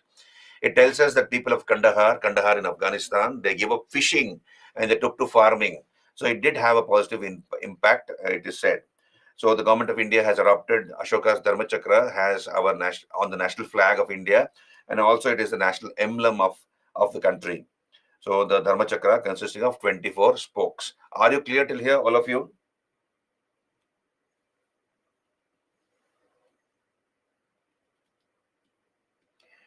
We will not go into the controversial things, Sunny. People will have their opinions, but then I'm only going to stick to the history version of whatever is given in the history books. The controversial aspects we will not discuss because UPSC will not ask you controversial questions. Okay. Buddhist Chakra has 8 spokes. Divyani, Buddhist Chakra has 8 spokes, whereas the Ashoka's Dharma Chakra has 24 spokes. He calls upon people to follow Dharma 24 hours in a day. Okay, all clear? Can I move on? So what happened? So please understand, Ashoka did not convert to Buddhism immediately after the Kalinga War. He converted to Buddhism 2.5 years after the Kalinga War. 2.5 years after the Kalinga War. And how do we know this? The Bhabru Edict. The Bhabru Edict in West Bengal, we have a place called Bhabru. So there we have found an edict. In that edict, it is mentioned that Ashoka converted himself to Buddhism 2.5 years after the Kalinga War, right? And he expressed his faith in the three Saranyas, Buddham Sharanam Gacchami, Dhammam Sharanam Gacchami, Sangam Sharanam Gacchami, right? Now, what happened to the Mauryan Empire after the death of Ashoka? Sorry, before he died. Before Ashoka died, what did he do? It is said that Ashoka divided the empire into 2 parts. We have a western part with Ujjain as capital and an eastern part with Pataliputra as capital. So he divided the empire into 2 parts, eastern and western part. Western part he kept under his son Kunala, and eastern part under his grandson Dasharatha. So Dasharatha was the grandson of Ashoka. So Dasharatha was given the eastern part. Now, the son of Kunala was a person called Samprati. Samprati was a son of Kunala, and it is said that Kunala, the son of Ashoka, and Dasharatha died almost at the same time. So they died almost at the same time. Thereupon, Samprati, for a brief period of time, around 223 BC, he briefly united these 2 parts. He united these 2 parts and he ruled as a joint ruler of these 2 parts. So Samprati patronized Jainism. We are told he was a patron of Jainism, Samprati. But after Samprati, we have weak successors. We have weak successors like Salisuka, Devavarman, Shatadhanvan, Salisuka, Devavarman, Shatadhanvan, etc. Now, the last king was Brihadratha. Brihadratha. So this Brihadratha was assassinated by his own commander, Pushyamitra Sunga, who established the Sunga dynasty. So Pushyamitra Sunga was the Senapati, the commander-in-chief of the Mauryan army. He was a CNC, commander-in-chief. So Pushyamitra Sunga, he was a very ambitious general, and Brihadratha was unpopular among the people as well as the army. So in front of the army, the Mauryan army, Pushyamitra Sunga killed his master Brihadratha and ended the Mauryan rule. And Pushyamitra Sunga established the Sunga dynasty. So this was the end of the Mauryas, right? Grandson of Ashoka, Zeba Dasharatha was the grandson of Ashoka. Okay. So we move on here. So we move on. Mauryan administration. Now we get information about Mauryan administration from Kautilya's Arthashastra. Most of the information is given in Kautilya's Arthashastra. So this was a centralized administration. Mauryas had a centralized administrative system. All the powers were in the hands of the king. So legislative, executive, judiciary, the topmost positions, the highest authority, judicial, legislative, executive authority was the emperor. And the emperor was assisted by a number of officers. So we'll look at the administrative division of the Mauryan Empire and then other aspects of Mauryan administration. So you on your screen, look here. The Mauryan Empire was divided into a number of provinces. You can see here, these are the provinces on your screen. So I'll minimize the writing on the screen wherever possible so that I can cut down the time. Whatever I have to write, I'll definitely write. So on your screen, you can see. Is it fine with you, all of you? So that I can go a little fast. Most of the information I have covered in the PPTs. So I will write less so that I can save some time. Yeah, did Sunga destroy Buddhist temples? Musarraf will come to that. Just hold on. We'll come to that. So here, the Mauryan Empire was divided to provinces. Northern province, Uttara. So like, the Hindi version, Uttar, Dakshin, Purva, Paschim. Uttar, Dakshin, Purva, Paschim. So Uttara Patha, the northern province, Uttara, northern province. What was the capital? Takshashila. The sea is the capital. I have mentioned sea has capital. Sea is capital, referring to capital. So Takshashila was the northern, capital of the northern province. Dakshinapatha, southern province, with Suvarnagiri as capital, Suvarnagiri. Then we have eastern province, that is Tosali or Dhauli, with Kalinga as capital. Western province, Avantipatha, with Ujjain as capital. And Prachapatha, central India, central part of the empire, Pracha, with Pataliputra as capital. So the Mauryan Empire was divided into provinces, north, south, east, west, and a central part. In every province, please understand, in every province, you have a governor appointed, and that governor could be a Kumara or an Aryaputra on your screen. So we have the empire divided into provinces, okay? And you have a Kumara. Who is a Kumara? So the governor could be a Kumara or an Aryaputra. So if he is the son of a king, he's called Kumara. If he is the son of a king, he is called Kumara. For example, Ashoka was the Kumara of Ujjain. His elder brother Susima was the Kumara of Takshashila. So Kumara was a governor. He was the son of a king. Now, sometimes a member of the royal family, not the king's son, but a member of the royal family is appointed as the governor. He is called Aryaputra. Like, for example, let us say the king's brother's son, king's younger brother's son. He also belongs to the royal family, but he is not the king's son. He is related to the king, but he is not the king's son. So he will be called as Aryaputra. So either you have a Kumara or an Aryaputra who has been appointed as a governor in the province. Provinces were subdivided into districts. Districts were called Aharas.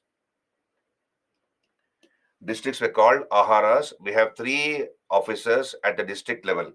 Pradeshika, Rajuka, and Yukta. So who was the Pradeshika? He was a district head in charge of law and order. L&O is law and order and revenue collection. So he was a district head in charge of law and order and revenue collection. He would collect land revenue from the farmers and other revenues. Then we have Rajuka. Rajuka was in charge of rural administration and justice. And Rajuka was equivalent to the modern day district collector, what we call deputy commissioner, district collector, district magistrates, etc. We have the Rajuka equivalent to the modern day district collector. And we have Yukta, who were secretarial staff, clerical staff, who will provide support to the Pradeshika and the Rajuka. This is the district level officers. Below the district came the intermediate level between the village and the district. Taluk. You cannot use the word taluk. Taluk is a group of villages. So something like that. So what was the intermediate level? We have two officers here, Sthanika and a Gopa. Sthanika was the tax collector and Gopa was the accountant at the intermediate level. And then we have a village, Gramika, headed by the village headman. Gramika was the village headman. And this is, please strike off this. This is not correct. I stand corrected here. I should have erased this. I did not find the time.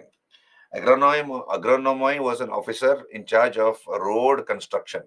So he was in charge of road construction. So please strike off that. We will talk about agronomy later. So this is how the Mauryan administration was divided. Village was called Grama under Gramika or a village headman. Are you there with me? Clear, all of you? Yeah, Brihadrata was the last Mauryan king. All clear? Can I move on? Okay. Now we have the central administration.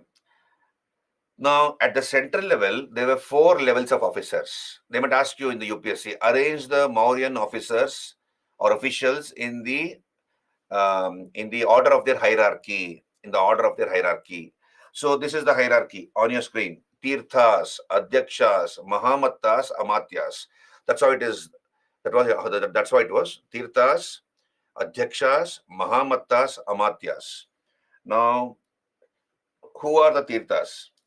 Tirthas were the highest category of officials. Tirthas were the highest category of officials.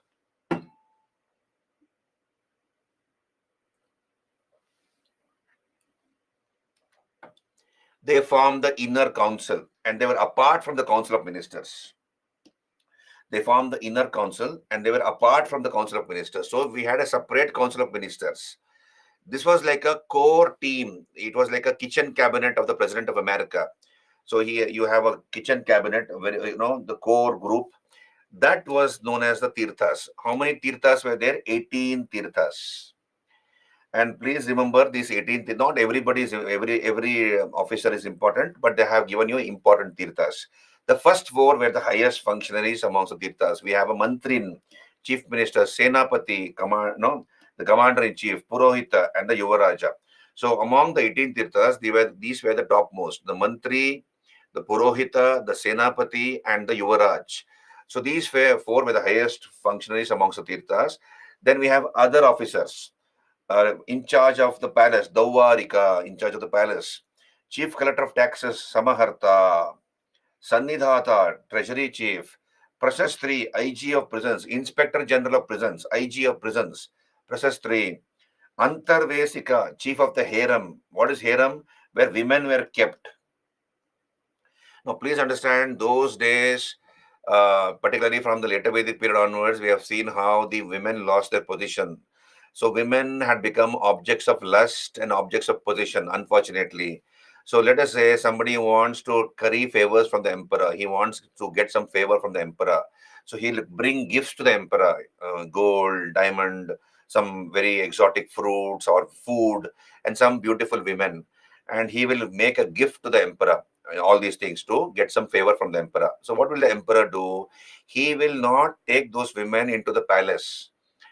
There was a separate quarters where the women would be kept. That is called a harem, right? And you have generally a eunuch or a transgender.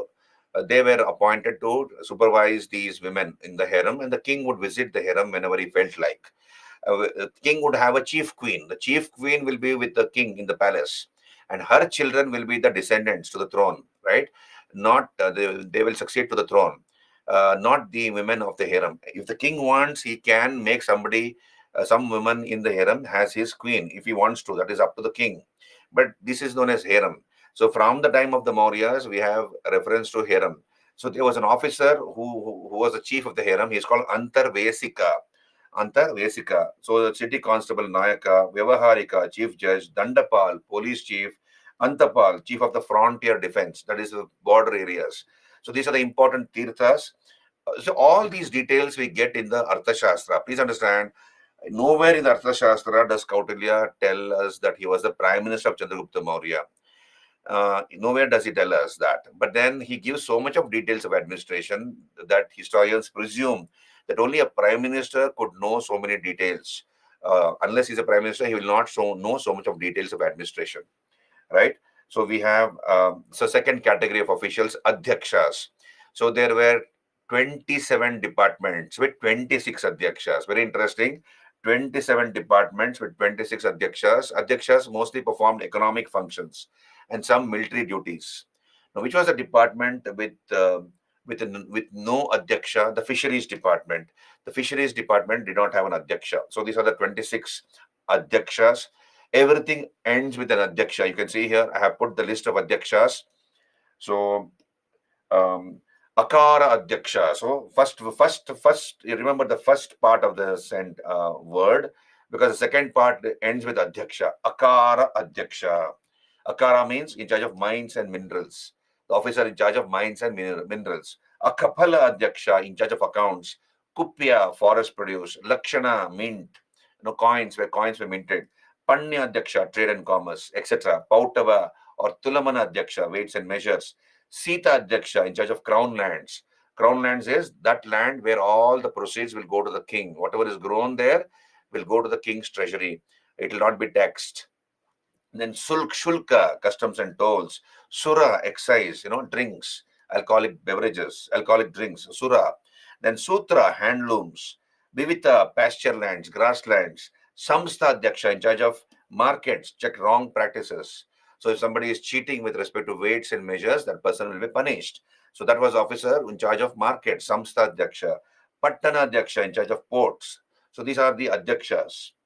Further, we come to Mahamattas. So, Tirthas, Adhyakshas, Mahamattas, they perform both economic as well as military functions. All sorts of functions were performed by the Mahamattas. So, Arthashastra uses the term Mahamatta in terms of a minister. So, who are the important Mahamattas? Vaharika Mahamatta, judicial officer. Senanaya, military officer. Donamapaka, assessment officer. Donamapaka Mahamatta. Dhamma Mahamatta, in charge of officer for Dhamma. Sabatakka Mahamatta, chief minister. Amta Mahamatta, officer in charge of frontier areas, border areas. Itijaka Mahamatta, in charge of women or harem. So these are the important Mahamattas. And finally, we have Amatya, secretaries. Secretaries, so Amatya is equivalent to the modern day secretary. So they were doing administrative and judicial duties. So the Rajuka was an official equivalent to the modern day district collector. Okay, Rajuka. And the Amatya was equivalent to the modern day secretary. Secretaries are the head of departments nowadays, isn't it? Head of the revenue department or home department, etc. Is generally an IAS officer. So Amatya was equivalent to the modern day secretary, right? These are the important Amatyas. So just take a 10 minutes break. We'll continue.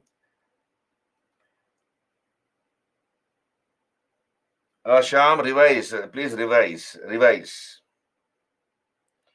and then we will 10 minutes break. You take a 10 minutes break and come back. 8 o'clock we'll start. I'm taking a small break, 10 minutes break, and we continue.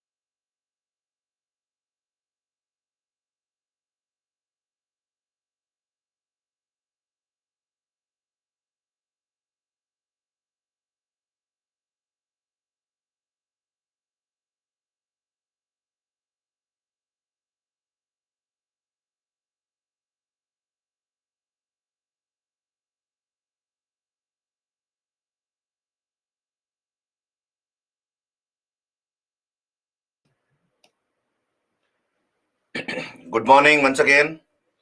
Can we continue? Am I visible and audible?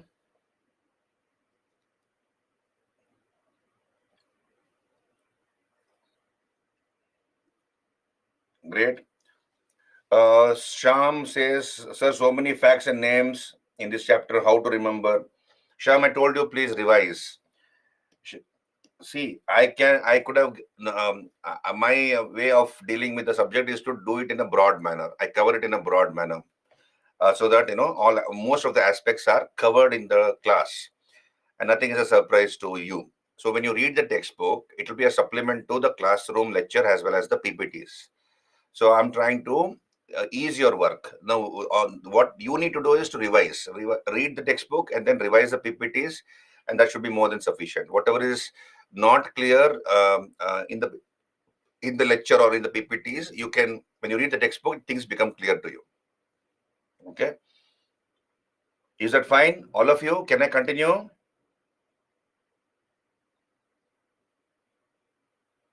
Okay. We look at the questions at the end of this chapter. Now, so there were 4 levels of officers at the central government level: Tirthas, Adhyakshas, Mahamattas, and Amatyas. And I told you how the Mauryan Empire had been divided into provinces.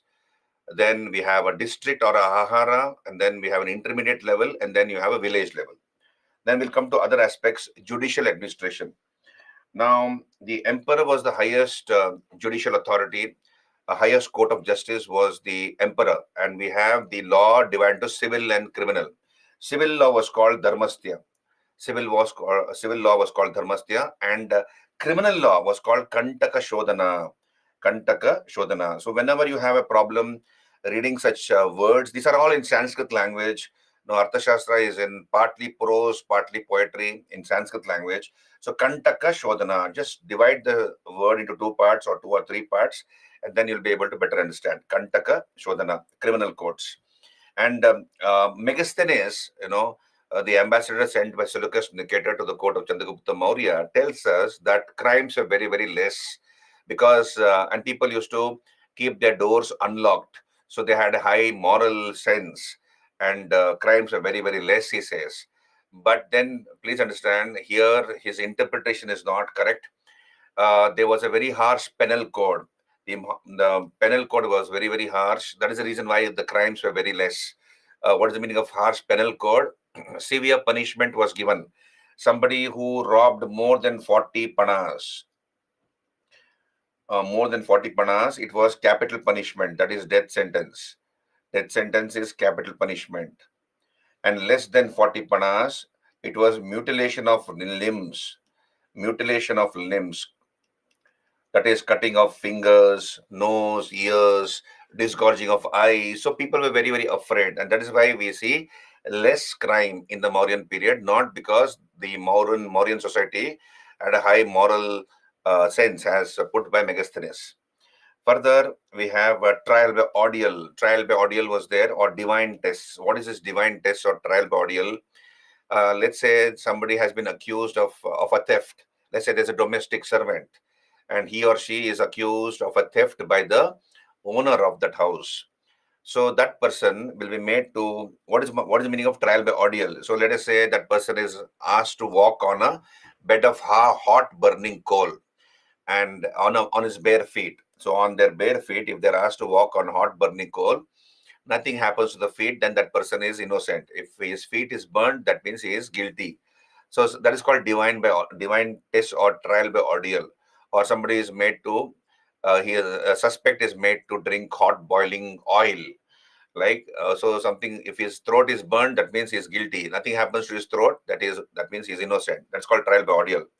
And then we have espionage department, spy department. So spy department was headed by an officer called Mahamatya Pasarpa. As you can see, Mahamatya Pasarpa. So he was the head of the spy department. And we hear of different names. Kautilya calls spies as Guda Purushas. Guda Purushas. That's what Kautilya tells. So Kautilya calls the spies as Guda Purushas. Guda Purushas. This is the name given to spy by Kautilya. Then, whereas Ashokan edicts calls them as Pativedakas and Pulasinis. Pativedakas and Pulisanis. This is in Ashokan edicts. And Megasthenes calls them as overseers. Overseers. So, all referring to spies. So, Goda Purushas are the name given to spies by Kautilya. Ashokan inscriptions refer to them as Patibedakas and Pulasinis, and Megasthenes calls them as overseers.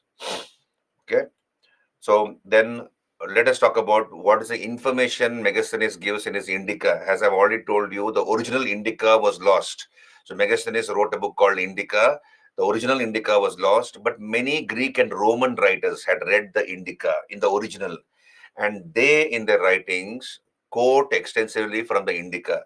So, Megasthenes, as you all know, was the ambassador sent to the court of Chandragupta Maurya by Seleucus Nicator. So, first of all, he talks about the Mauryan military administration. So, Megasthenes gives information about the Mauryan military administration. So, what does he say?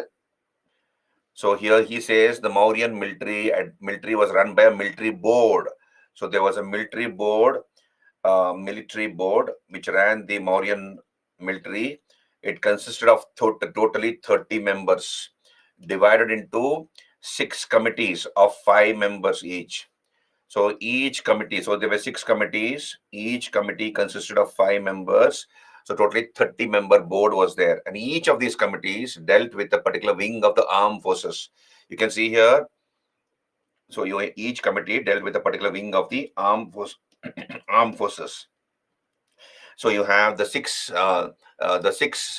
limbs of the Mauryan army: infantry, cavalry, elephants, chariots, navy, and war commissariat. That is logistics. War commissariat is logistics.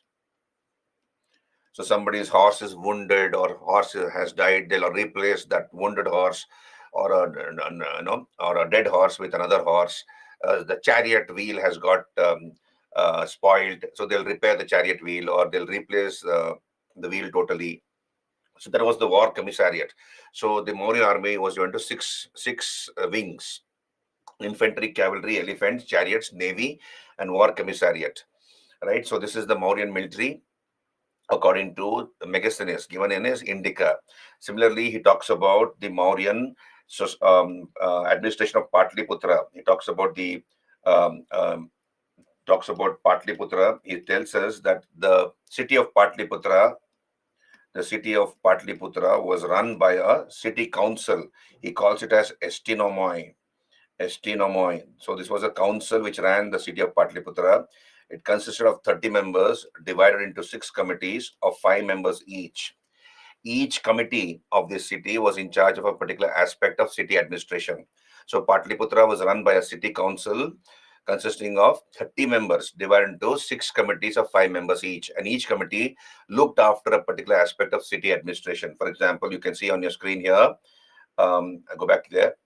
So you can see here industry and crafts. The first committee dealt with industry and crafts. Secondly, entertainment of foreigners, registration of births and deaths. Third committee.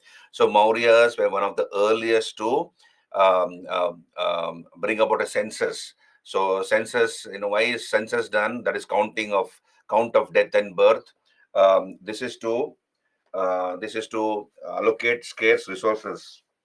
The main purpose of census is to allocate scarce resources. So they were the earliest to introduce census in the world, the Mauryas. So registration of the third committee dealt with registration of births and deaths. Fourth committee dealt with trade and commerce, weights and measures. Fifth, with manufactured goods and collection of taxes on the goods sold, 1/10 of the purchase price. These are the 6 committees into which the Ashtanomai, or the city council of Patliputra, was divided into. And historians believe that just as Patliputra was run by a city council of 30 members, similar cities in the Mauryan Empire might have been run on. So there may be other cities also having similar city councils.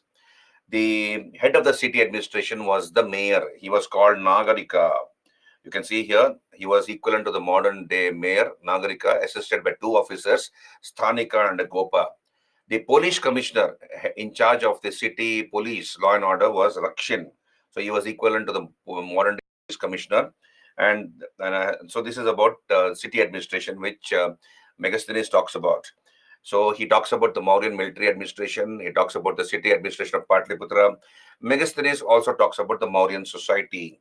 So you can see here on your screen, he divides the Mauryan society into 7 classes. And please understand, Megasthenes mistook occupation for caste. So he saw some people doing some occupations and he mistook occupation for caste. So this is more an economic division than a social division of the Mauryan society. So this is mostly an economic division. For example, he talks about philosophers.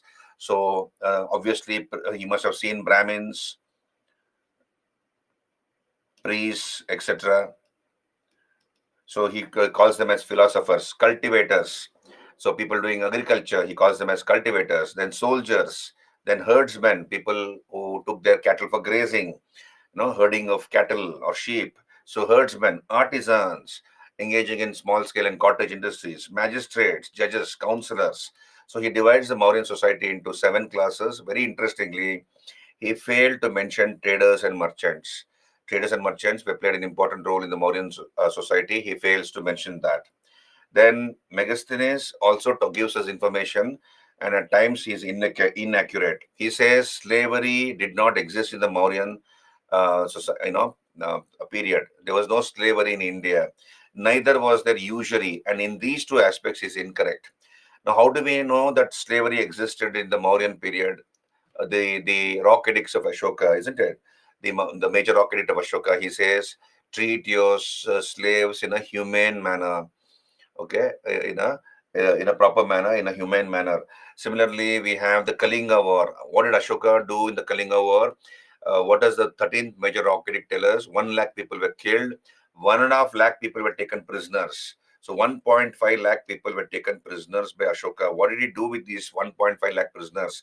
They were made to work as slaves in various areas. So slavery very much existed, but then we in India have always treated our slaves in a humane manner. To a large extent, we have treated them in a humane manner, giving them boarding and lodging facilities, food and lodging facilities. So he could not understand that slavery existed.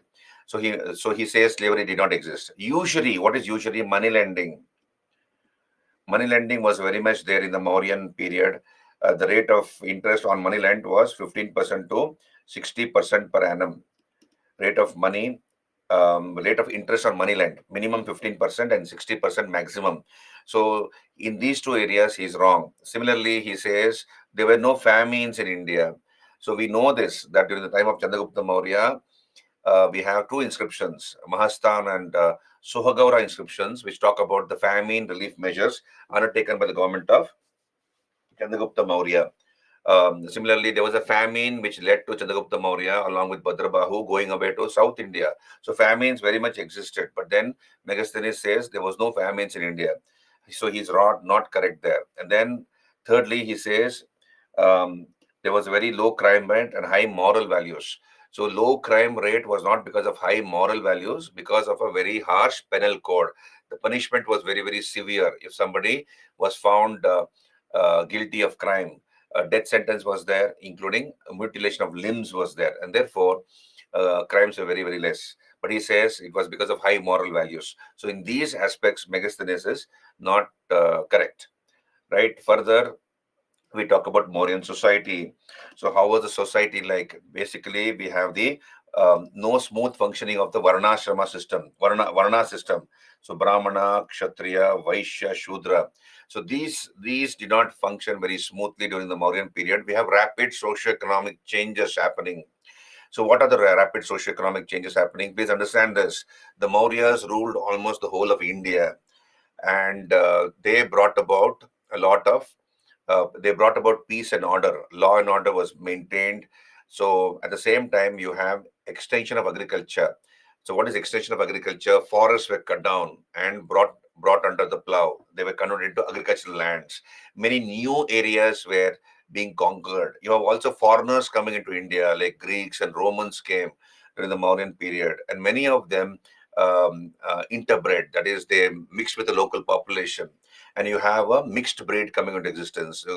Father is a foreigner, mother is an Indian, and you have children born to them who belong to mixed races. So here, there was a lot of changes happening in the society, rapid changes happening in the society.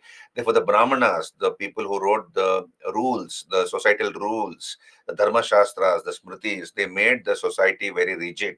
They were not ready to accept these foreigners into the Indian society. And one of the reasons why Ashoka talks about Dhamma is for this reason. You have intersectarian conflict. Even before Ashoka came to power, the Buddhist Sangha, I told you, was divided into two sections, two classes: the Stavidavadins or Theravadins and the Mahasanghikas. Similarly, in the society, we have the Ajivikas, the Charvakas, the Lokayatas. Different sects were there, and they had their own practices, traditions, and rituals and practices. So he talks about tolerance and live and let live policy in his Dhamma. So the main reason of the Dhamma was to bring about intersectarian amity and peace. So there was a lot of flux in the society. At the same time, you have a reduction of gap between the Shudras and the Vaishyas. Now let me tell you what is the reason for this. You see, this is the Mauryan Empire. They ruled almost the whole of India. So, and the Mauryas introduced law and order. They brought about law and order. So, therefore, when you have law and order, trade flourishes. Trade flourishes in such an atmosphere, because when there's peace and order, trade flourishes. So, it was found lucrative for the Vaishyas to do business than agriculture. Vaishyas were engaging in agriculture earlier to a large extent, not business. Very few people did business. Now, more and more Vaishyas took to business, trade. That way, they can earn more profits. That resulted in dearth of hands on the agriculture. Less number of people were found in the agricultural sector. So, who is going to do agriculture then? Who's going to raise the crops and feed the population? Therefore, the Mauryan government encouraged Shudras to take to agriculture. So increasingly, Shudras were encouraged to take to agriculture. So when Shudras took to agriculture, Shudras were doing menial jobs, okay, and serving the upper three Varnas. So when Shudras were encouraged to do agriculture, what happened is there was an improvement in the economic status of the Shudras. They were getting wages. They began to get wages. So there was more money in the hands of the Shudras, but their social position remained the same. That's called reduction of gap between the Vaishyas and the Shudras. Am I there with you? All of you? Hello? Did you understand what I'm saying? See, the thing is, there are UPSC has many types of questions, isn't it? In the MCQ type, there are many types of questions. One is true and false question, okay, and then the other is assertion and reason question. And nowadays, they're asking, from the last few years, they're asking how many statements are correct or incorrect, right? For you to answer such questions, you should know the reason for it. You should have done the wide reading of the textbook, and you should know the reason for this reduction of gap between the Vaishyas and the Shudras. Why? I just now explained to you. No, that is the reason. So to answer correctly, true and false questions, assertion, reason questions, you should have done the textbook reading. So please, not only for my subject, also for other subjects. So please do that. Right? Direct question: who was the founder of the Mauryan Empire? Anybody can answer, but UPSC is not going to ask you such questions. There will be some easy questions, but then otherwise UPSC will not ask you such questions. So do the wide reading, and that will help you. Right now, so you have popularity of heterodox sects. Heterodox sects, I told you: Buddhism, Jainism, Ajivika, Charvaka, etc. So Ashoka speaks about that. Then, of course, we have position of women. We have mixed opinion given by various scholars. Megasthenes says that there was polygamy. You have employment of women in as palace guards, bodyguards, spies, etc. Brahminical literature tells that the status of women was low. Buddhist literature gives a considerate treatment to women. We have prevalence of slavery, we know this. And then we have forced labor. And the officer in charge of forced labor was called Vishti Vandaka. Vishti Vandaka. Vishti Vandaka was the officer in charge of forced labor. In charge of forced labor. and existence of Hinaja. Hinaja are outcasts, that is, they were below the Shudras. So you have four Varnas: Brahmana, Kshatriya, Vaishya, Shudra. Shudra was allowed to stay within the village, whereas the Hinajas were outcasts. They were outside the premises of the village. Okay. So further we have economy. So how was the economy like, the Mauryan economy like? So you see the Mauryas ruled almost the whole of India, and they had a huge army and a bureaucracy. You had to pay officers and soldiers salaries. So therefore, to the government of the Mauryan government took a proactive interest in the running the economic affairs of the empire. So the government played interfered in economic aspects, took part in trade and commodity production, and controlled almost all the economic activities, right? So you have new settlements founded, that is, new areas founded, new towns founded. The decaying ones, those who were those towns or cities which were decaying, they were revived, rejuvenated, right? The Shudras were encouraged to take to agriculture, and also slaves were employed in agricultural operations according to the Arthashastra. What was the main source of income for this king? 1/4 to 1/6 of the gross produce, that is the bhaga, land tax. So land tax was the main source of income for the king. 1/4, 25% to 1/6, that was the main source of income for the king. So we have also the Mauryas collecting other taxes, as you can see in the chart. They collected other. Pranaya was an emergency tax. Sena Bhakta. So Sena Bhaktam was when the army passed through your area, people had to pay taxes to the army or maintain that army. That was called Sena Bhaktam. Vartani was a road tax. Nishkramya was the export duty. Vishti was forced labor. And we have various sources of income for the king, like land, mines, minerals, forests, etc. Further, Arthashastra talks about a water tax, 1/5 to 1/3. It talks about the water tax. These were the state monopolies. So state uh, enjoyed monopoly in certain things. Nobody else was allowed to do or manufacture these things. Like, for example, armor making weapons, shipbuilding. Okay, then brick make, a mining, weapon making, brewing of liquor, shipbuilding. These were some of the monopolies of the state. Royal Highway ran from Takshashila. Takshashila is in Pakistan, and Patliputra is Patna. So Royal Highway of the Mauryas ran from Takshashila in present-day Pakistan to Patliputra, and we have frequent mention of the port of Bharuch in Gujarat. So that was the main port. And agronomoi, he was the officer in charge of road construction, building and maintenance of roads. So Megasthenes talks about agronomoi, right? Rate of interest, as I already told you, 15% to 60% on the money borrowed. Why 60%? Let's say there's a merchant or a trader. He is going abroad on his ship for trade. So he is going to come to the money lender and borrow money. Now, there's no guarantee during those days that merchant who's going away on the ship in the deep oceans is going to come back right safely. So therefore, he was charged 60%. The only inscription which makes a precise reference to taxation, I've already told you, Ruminda inscription. So Ashoka asked the people of Lumbini to pay only 1/8 of the tax. And Shrenis enjoyed good social standing. What is Shreni? Shreni is nothing but a guild, a merchant guild or a trade guild, merchant guild. What's a guild, first of all? A guild or a Shreni is an association of merchants dealing with the same commodity. Association of merchants generally dealing with the same commodity. So, for example, we have a shreni of potters, a shreni of weavers, a guild of weavers, a guild of merchants. That is called shreni, right? So you have a shreni dharma. So every guild had certain rules. They made rules for themselves to guide their trade or business. That's called shreni dharma, right? So we move on. Art and architecture, I told you, will be covered as part of art and culture section. So when I do art and culture section, I'll talk about Mauryan art and architecture. Now, what about the decline of the Mauryas? We have various theories as regards the decline of the Mauryas. H.P. Shastri talks about revolt of the Brahmins. So he says it was a Brahminical revolt which led to the decline of the Mauryas. Understand this. Who are the three great Mauryas? Chandragupta Maurya, Bindusar, and Ashoka. These three Mauryas supported heterodox sects. They supported the heterodox sects. Like, for example, Chandragupta Maurya supported Jainism, Bindusara supported the Ajivika sect, and Ashoka supported Buddhism.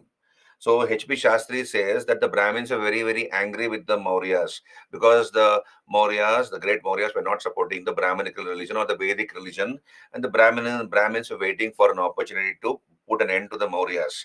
And that opportunity they found when Pushyamitra Shunga happened to be a Brahmin commander.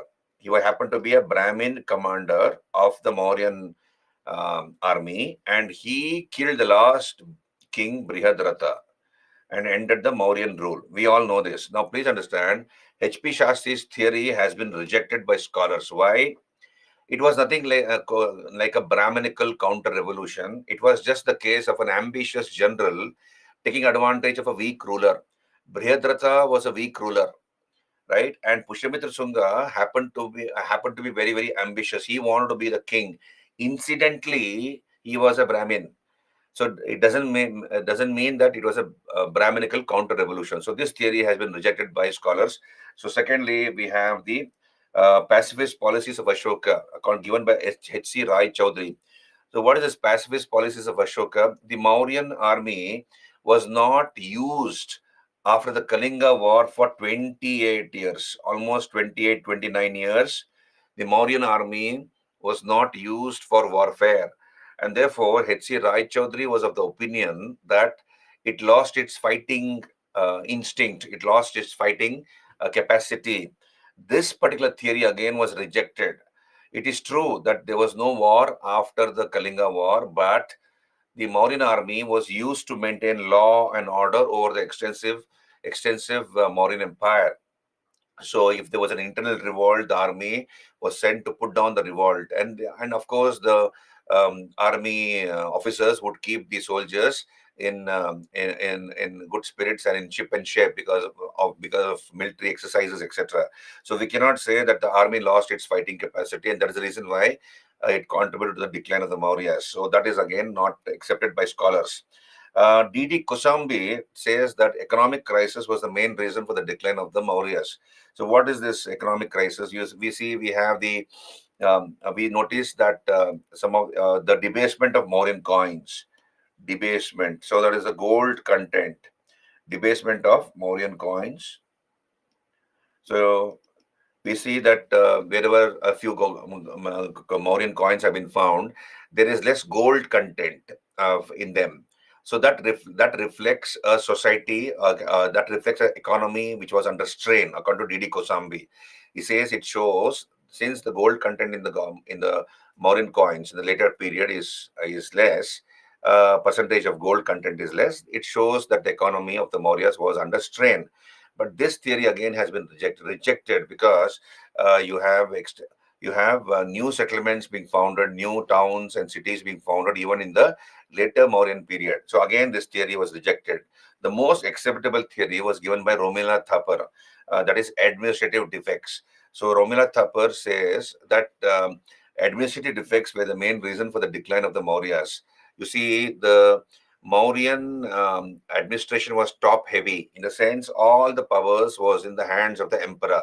And the first three Mauryas were very, very capable men. Chandragupta Maurya, then his son Bindusara, and then Ashoka.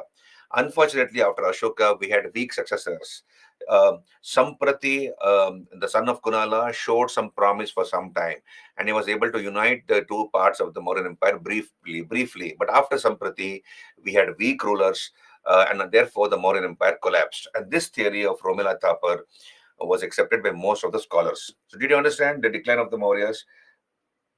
Centralizes everything was in the hands of the Emperor Karthik. Everything was in the hands of the emperor.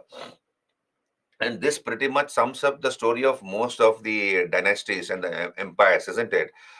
We have after Aurangzeb, the Mauryan Empire, the Mughal Empire became weak because the later Mughals were weaklings. That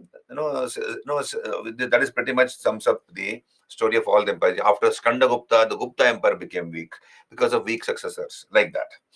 So this is about the Mauryan chapter, big chapter. Arthashastra, I have put a note here. Please go through it.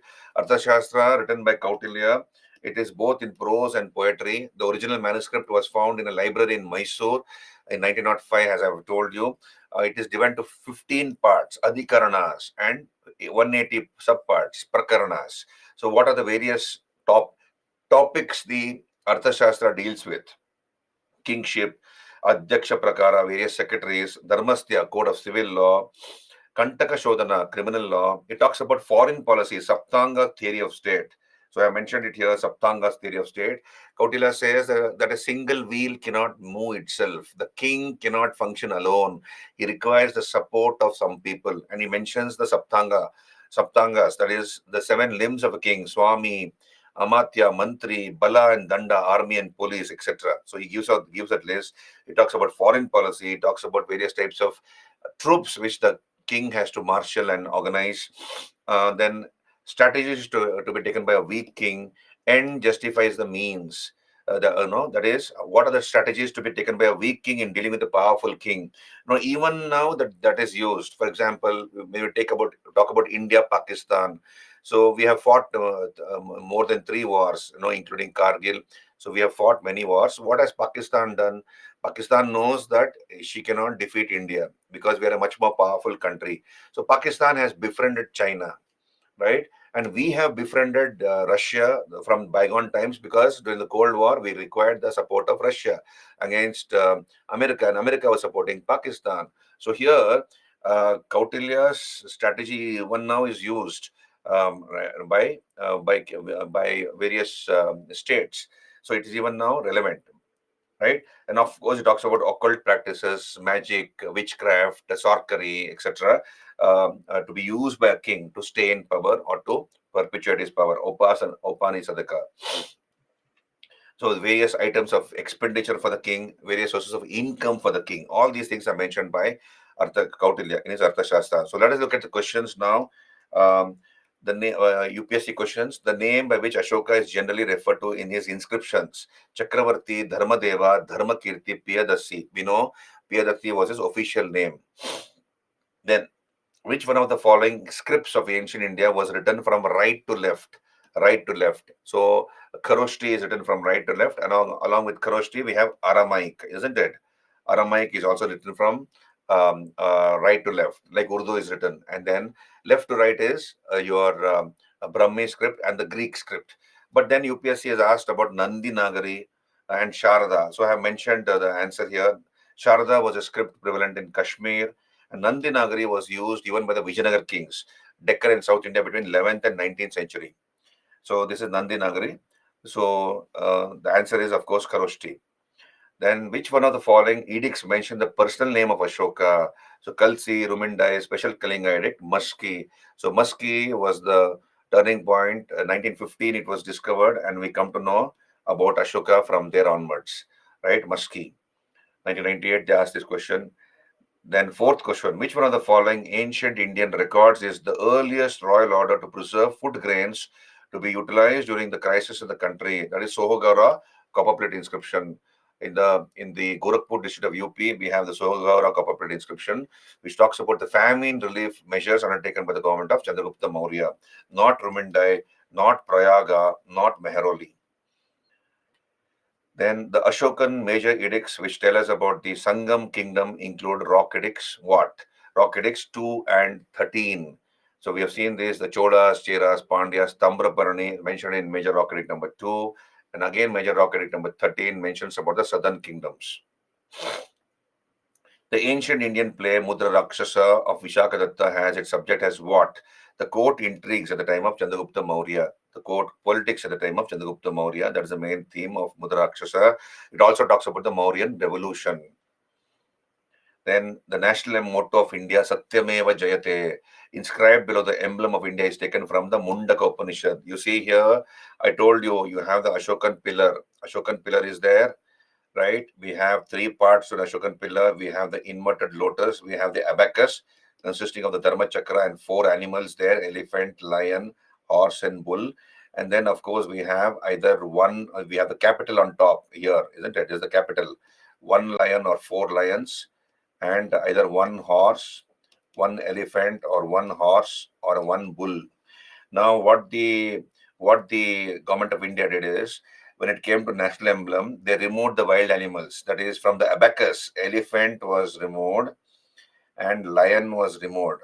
This was removed, and in place of that, they borrowed the Satyameva Jayate slogan from the Mundaka Upanishad, and they have attached it there. In the original emblem of Ashoka, we don't have Satyameva Jayate. Elephant and lion around the abacus was removed, and from the Mundaka Upanishad, Satyameva Jayate was added. Truth alone triumphs. Truth alone triumphs. That is our national slogan. So that was added. Then further, who of the following had first deciphered the edicts of Emperor Ashoka? Obviously, James Prinsep. Very easy question. 2016, they've asked this question. Further, in which of the following relief sculpture inscriptions is Ranyo Ashoka, King Ashoka, mentioned along with stone portrait of Ashoka? This is Kanaganahalli. And you can see there, I have put the picture there, not for our convenience, for your convenience and my convenience, I have put the picture there. There is no picture in the original UPSC question paper. This is Ranya Ashoka. Ashoka is seen with queens and attendants. This is found in Kanaganahalli, a village in the Kalburgi district of Karnataka. So where Ashoka uses the word King Ashoka, Ranya Ashoka. This was a UPSC question asked. Further, who among the following rulers advised his subjects through this inscription in 2020? Whosoever praises his religious sect or blames other sects out of excessive devotion to his own sect, with the view of glorifying his own sect, he rather injures his own sect very severely. So we have discussed this, Ashoka, obviously. Then, which of the following scripts were used in Ashoka inscriptions? So Ashoka uses 3 languages and 4 scripts. What are the 4 scripts? Brahmi, Koroshti, Greek, and Aramaic. Right? Then, at which of the following countries of the Indian subcontinent Ashokan edicts are not found? So, what are not found? We have Sri Lanka and, of course, Bangladesh. In these places, till now, we have not found Ashokan edicts. In Afghanistan, Pakistan, Nepal, we have found it. Match the following opinions of historians with regard to the decline of the Mauryan Empire. H.P. Shastri spoke about revolt of Brahmins. H.P. Rai Chowdhury spoke about pacifist policies of Ashoka. D.D. Kosambi, economic crisis, and Romila Tabar, administrative defects. So the answer is A. So which of the following Ashokan edicts mention South Indian kingdoms? So this was again repeated by the UPSC. So major rocket edict number 2 and 13, that is 1 and 4, talk about the southern kingdoms. Then match the following by using the codes given. Akara means mines, Akara Adyaksha, Sita agriculture, crown lands, isn't it? Kupya, forest produce, Pautava, weights and measures. So the answer is C. So this is the end of the Mauryas. Are you clear with me? Are you there with me? So they have asked questions, UPSC has asked questions relevant to the topic. Economic crisis or less. See, so it's because because even during the later Mauryan period, we have evidence of cities and towns being growing. They were established. Even in the new towns and cities were established even during the later Mauryan period. So it doesn't show an economy under strain. So this is about Mauryan period. We'll come to the next chapter, that is post-Maurya period. Now on your screen, post-Maurya period.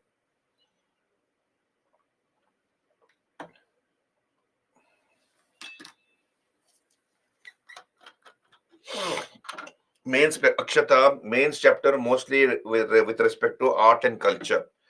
The art and culture. They might ask you a short note on Arthashastra also. They might ask you a short note on Arthashastra, right? But then, but mostly it would be with respect to art and culture of the art and architecture of the Mauryas.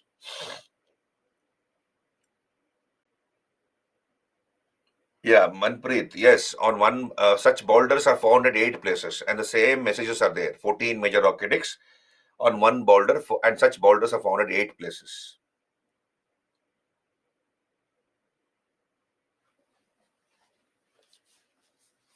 So let us come to this post-Maurya period. So let me give you the highlights of this period. Post-Maurya period,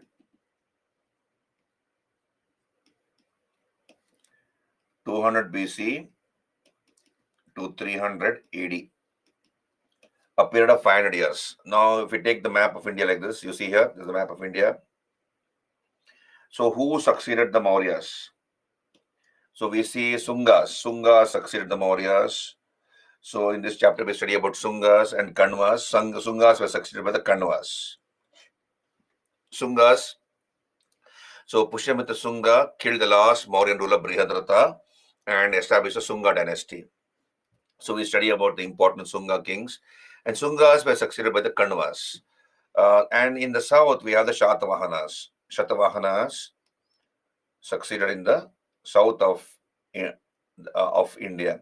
So here, Shatavahanas were the feudatories of the Mauryas. They were working under the Mauryas as feudatories or Samant. And once the Mauryan Empire declined, Shatavahanas proclaimed themselves independent. So these are the indigenous successors of the Mauryas. Now we have the deep south. This is the deep south where we have three kingdoms ruling: the Pandyas, the Cholas, and the Cheras. And we come to know about these three Tamil kingdoms from a literature which is known as Sangam literature. Who built Nalanda University? Kumaragupta of the Gupta dynasty. Yeah, that's already been answered, Roshan. Okay. Sangam literature.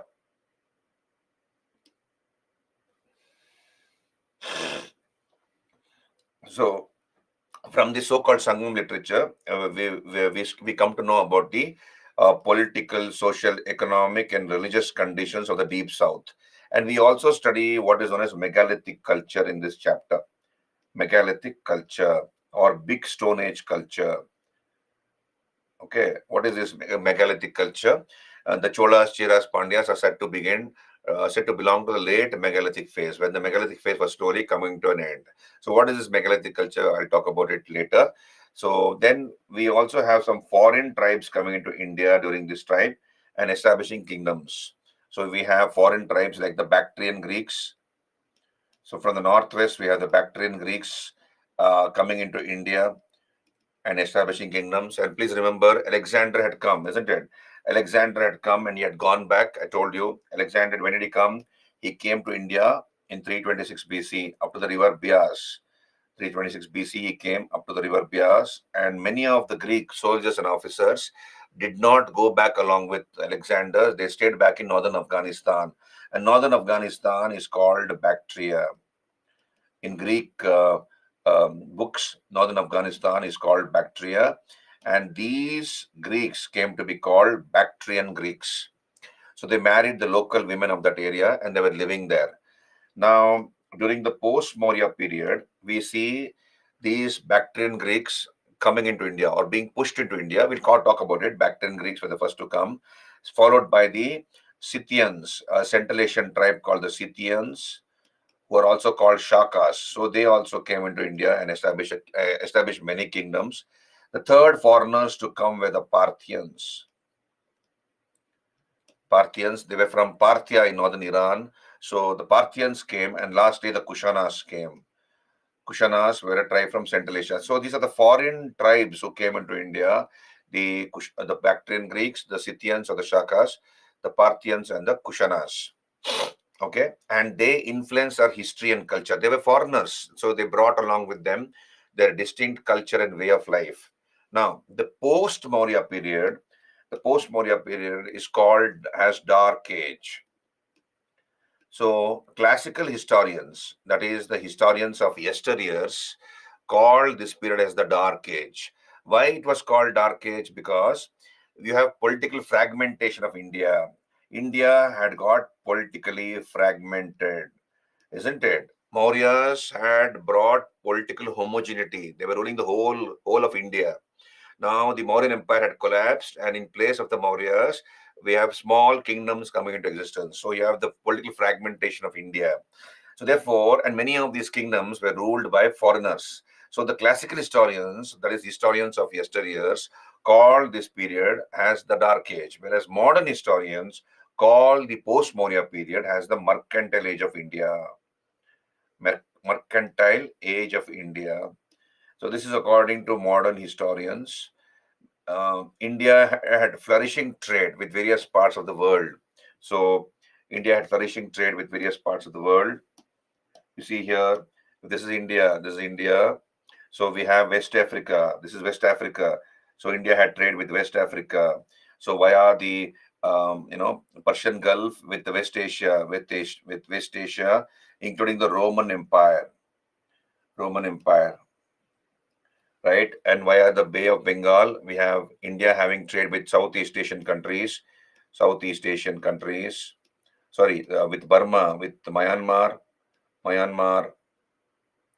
then with Southeast Asian countries like Indonesia, Malaya, then via the Indian Ocean with Sri Lanka, Maldives, Lakshadweep, and also Indians traded with China. So they went via Malaysia and traded with China. And this was a period, please understand, this was the period when we had the monsoon mechanism discovered. In 46 AD, we have an Egyptian Greek sailor called Hippalus. We have an Egyptian Greek sailor called Hippalus. He discovered the monsoon mechanism. So, as you all know, monsoon is a seasonal wind which blows in a southwesterly direction towards India's coast. So, it blows in this direction and brings rain to India. By June the 1st, it hits the Kerala coast. So, in 46 AD, Egyptian Greek sailor called Hippalus, he noticed this, that winds are blowing towards India in a particular season in a year. And once this was noticed, we have ships from various parts of the world, Europeans who began to come to India for trade. Why did they come to India? To pick up spices. Understand this. They came to India to pick up spices and cotton textiles. Right? So, and India in course of time could not meet the demand for spices alone. So Indian traders accepted the orders from these Europeans, and then Indian traders quietly went to Southeast Asia. They went to Indonesia, the islands of Indonesia like Java, Sumatra, Borneo, Bantam, Malacca. They are called the Spice Islands. Indonesia is an archipelago, as you know. Hundreds of islands are there.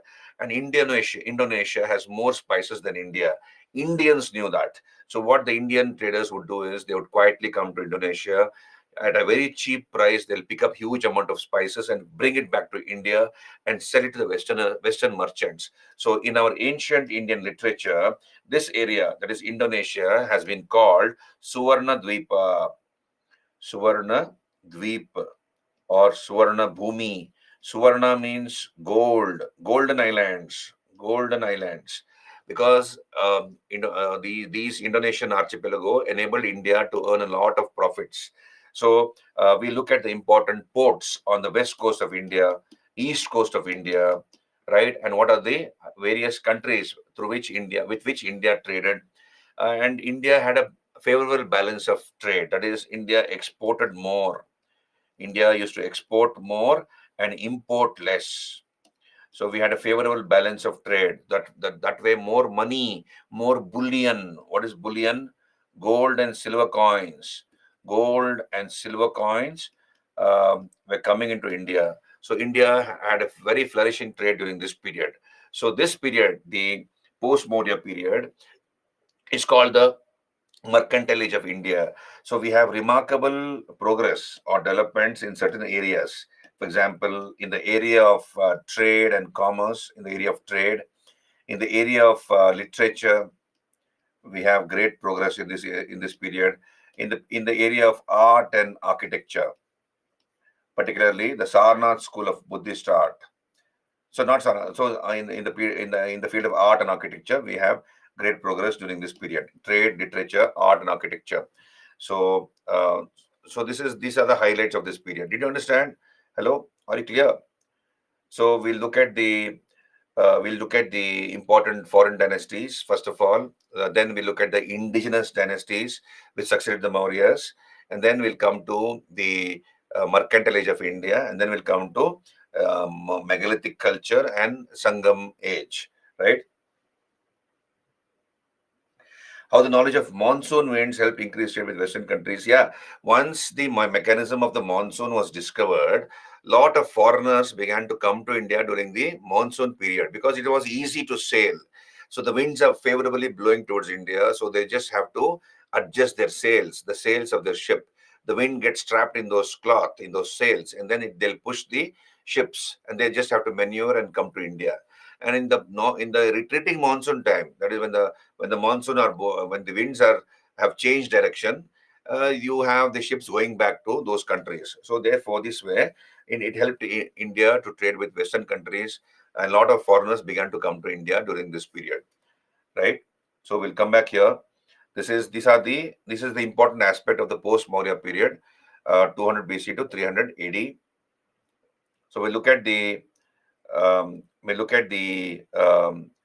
foreign, the foreign dynasties who came to India. So what are the foreign dynasties who came to India? You can see here on your screen. The Indo-Greeks were the first to come. The Indo-Greeks. Then we have the Scythians, the Parthians, and the Kushanas.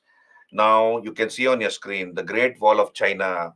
The Great Wall of China. So 220 BC, you have a Chinese emperor called Shi Huangdi. Shi Huangdi.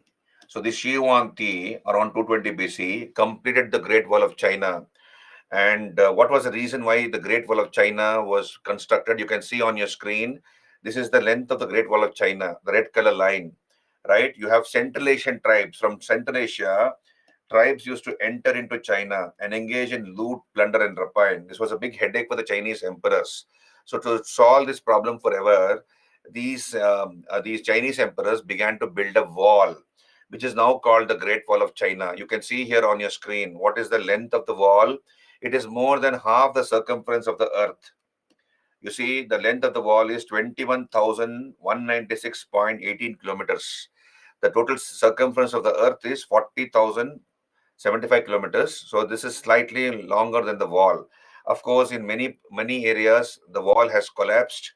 It is no more a wall now, but once upon a time, it stood like a rock. And you can see here, the width of this wall is 16 feet. The width of this wall. So this is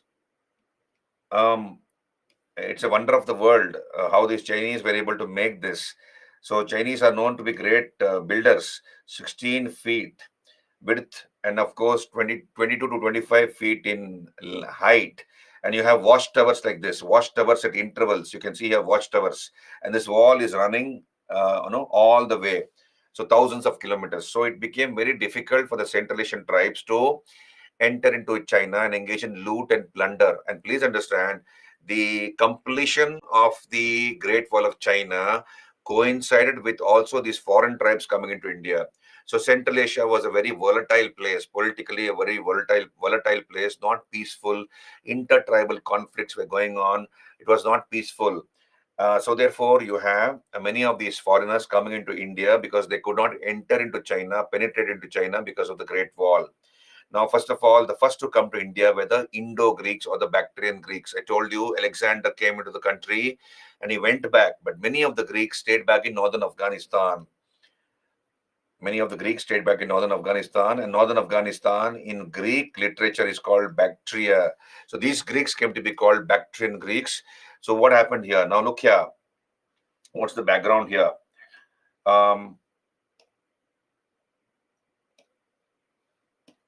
So we have, so this is, who was Seleucus Nicator? Seleucus Nicator became the father-in-law of Chandragupta Maurya, isn't it? So Seleucus Nicator had established a Seleucid empire.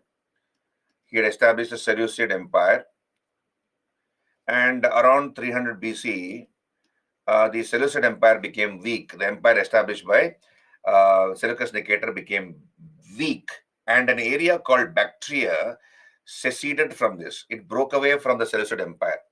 And we have the king of Bactria by name Demetrius. Understand this. Demetrius, the king of Bactria, attacked a few portions of northwest India and conquered it. So Demetrius is considered to be the second Greek hero after Alexander to conquer parts of northwest India. Demetrius is considered to be the second Greek hero. Who was the first Greek hero? Alexander. So Demetrius is considered to be the second Greek hero after Alexander to conquer a few parts of northwest India. So Demetrius conquered a few parts of northwest India, and Demetrius appointed a person called Menander as his representative to take care of those conquered areas. So I repeat, Seleucus Nicator had established a Seleucid empire, and around 300 BC, the Seleucid empire became weak, and Bactria seceded from Seleucid Empire. It broke away from the Seleucid Empire. And the king of Bactria, by name Demetrius, he conquered a few parts of northwest India. So he's considered to be the second Greek hero after Alexander to conquer a few parts of northwest India. And Demetrius appointed his general by name Menander to take care of those conquered areas. So Menander was taking care of those conquered areas, and Demetrius was assassinated. So Demetrius was assassinated at Bactria. Thereupon, Menander declared himself independent. He declared himself independent and established a separate kingdom. Okay, a separate kingdom with Sakala or Sialkot in Pakistan as his capital. Sakala or Sialkot becomes his capital. So this is known as the second Greek invasion of India. When when the Greeks were when the Greeks came into India. Did you understand? Hello, all of you. Clear? Can I move on?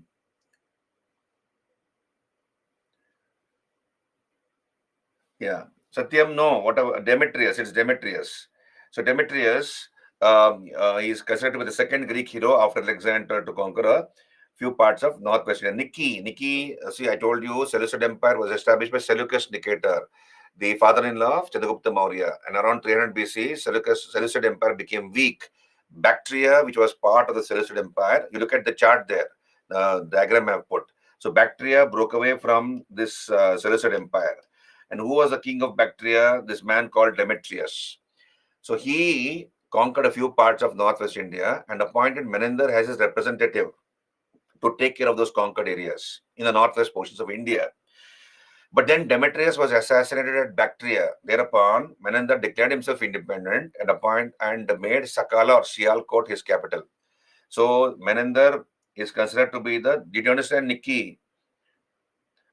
Not Meander, Baba. Stephen, it is Menander. Menander is also called Milinda. Menander is also called Milinda. So this Menander is considered to be the greatest of the Indo-Greek kings. He is considered to be the greatest of the Indo-Greek kings. And this Menander had a monk in his court. In his court, there was a Buddhist monk. His name was Nagasena. Okay, his name was Nagasena. So what happened is this Menander noticed thousands of Buddhist monks who had shaven their head, wearing yellow color robes, yellow color dress, and wandering. And he was inquisitive. Who are these people? Why have they shaven their head like that? Why are they wearing yellow color clothes? So he began to ask these questions to Nagasena, this Menander.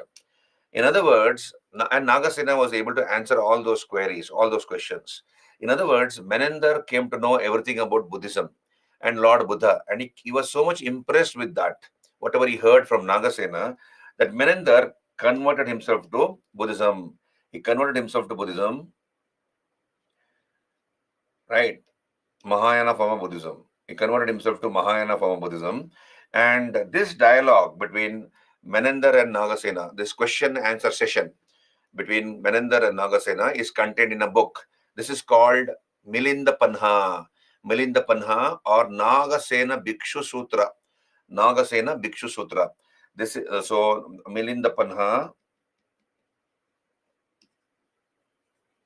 or Milinda Panho, or also called Nagasena Bhikshu Sutra.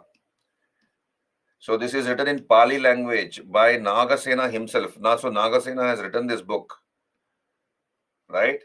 Now, Menander is considered to be the greatest of the Indo-Greek kings. Now, the Greeks were the first to introduce gold coins in India.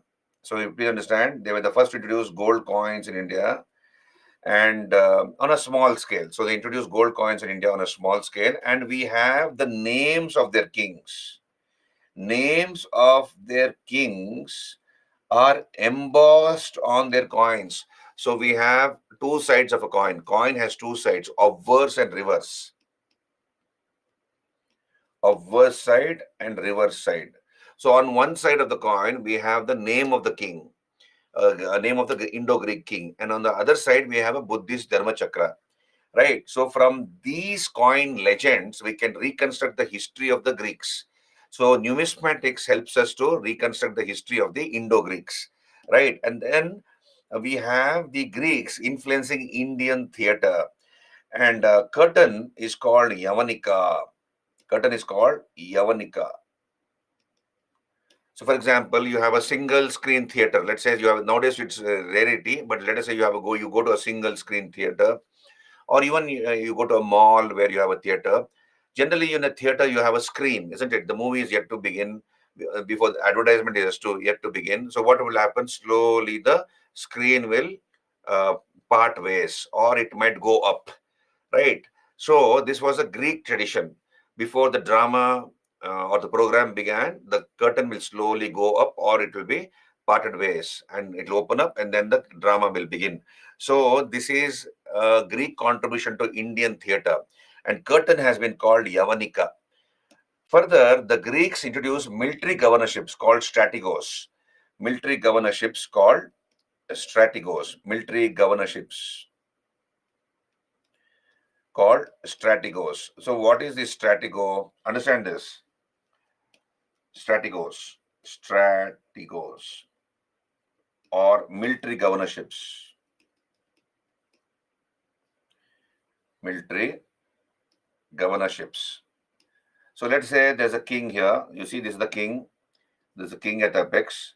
So he has given away some territories to his officers, along with delegation of some powers. These are all military governors, strategos. So there's a A here. This is A, this is B, this is C, and this is D. So he has delegated some powers, the king. Like, for example, the right to maintain law and order in this area is the duty of the military governor A. So to maintain law and order, he has to keep an army. He can recruit an army there. Then he'll be given the right to collect land revenue. And then he can also act as a judge. Okay, and when the king went to war, the military governor A will also assist the king in his war with his army. So these are called military governorships, and they came to be called by different names in later in our history. For example, the Delhi Sultans called as Iktas. The area which was given away by the king was called Ikta, and the holder of an Ikta was called Iktadar. Similarly, we have a Mansab.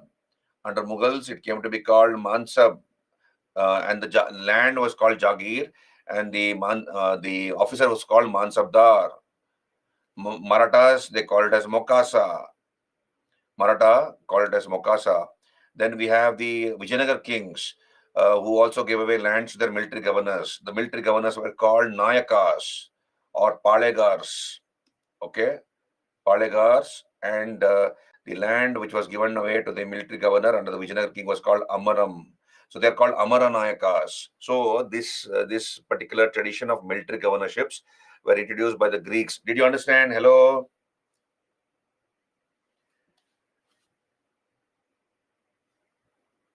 Okay. Zeba, you don't, Seleucid Empire declined, Zeba. You're still there. Seleucid Empire declined, and then Bactria broke away from that, and then we have Demetrius conquering a few parts of northwest India. You don't worry about the Seleucid Empire. What happened to that after the death of Seleucus Nicator? Leave him there. So he only serves a small purpose. We have discussed with Seleucus Nicator, and we have done with that, Zeba. Okay, I just focus on what I'm doing in the class. So did you understand military governorships? Right. So this is about the Greeks. This is about the Greeks. You can see here, I have given you the background, and this is the Indo-Greek kingdom. The Indo-Greek kingdom, which ruled from Sakala, that is Sialkot in Pakistan, has its capital. This is Sakala or Sagala, right? So greatest of the Indo-Greek kings was Menander or Milinda. His capital was Sakala, and you have a dialogue between King Menander and the Buddhist monk Nagasena, which is contained in Milinda Panha or Nagasena Dikshu Sutra. So the Greeks introduced military governorships or strategos. They brought revolutionary changes in numismatics in India, and they introduced double die struck coins. I forgot to mention this. What is double die struck coins? They are struck twice. When the punching is happening, when the punching is being done, it is punched twice. So there is a lot of clarity of the of what is shown on the coins. So that is called double die struck coins. And they also introduced gold coins in India, right? So you can see here the gold coins of Menendar. We have his titles Deva Vrata, Sudeva Vrata on one side and Buddhist Dharma Chakra on the other side. And Greeks introduced influenced Indian theatre, and the curtain is called Yavanika. Then we come to the Shakas or the Scythians. The Shakas or the Scythians. So the Scythians or the Shakas were one of the Central Asian tribes. When they were not able to penetrate into India, when they were not able to penetrate into China because of the Great Wall, they came into India. At different times they came and they established 5 kingdoms. Understand this, Scythians or Shakas. Scythians are also called Shakas. We have an ancient Indian grammarian by name Patanjali. Patanjali writes a book, Mahabhashya.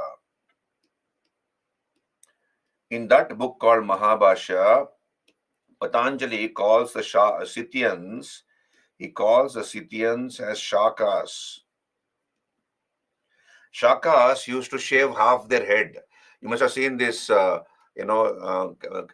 kung fu movies, made in Hong Kong and such places. Every 5 minutes there's a fighting scene, isn't it? So you have those monks, the Chinese monks, who have shaven the first half of their head. So and they have a sort of a ponytail. They have a long tail behind behind, right? So like that, the Shakas used to shave half their heads. Now these Shakas came into India at different times and they established 5 independent kingdoms. So what are the kingdoms established by the Shakas? See, one kingdom was established in Afghanistan, another kingdom was established in present-day Pakistan, and the other kingdom, third kingdom, was established in present-day UP. The first 3 are not important. You can see here on your screen. So this is the Indo-Scythian kingdom or the Shaka kingdom. So you can see on your screen, this is the Kapisa kingdom. Kapisa kingdom of the Shakas ruled over present-day Afghanistan. So this is not very important. Don't bother about it. Second kingdom the Shakas introduced was in present-day Pakistan with Takshashila as capital. So they ruled the Gandhara area. This branch of the Shakas ruled the Gandhara area. Gandhara with Takshashila as capital. And you have a king called King Moga or Meus. He's also called Meus. So he was the first king of the Shakas. He's considered to be the first king of the Shakas, King Meus or Moga, who took the title of Maharaja Mahatma.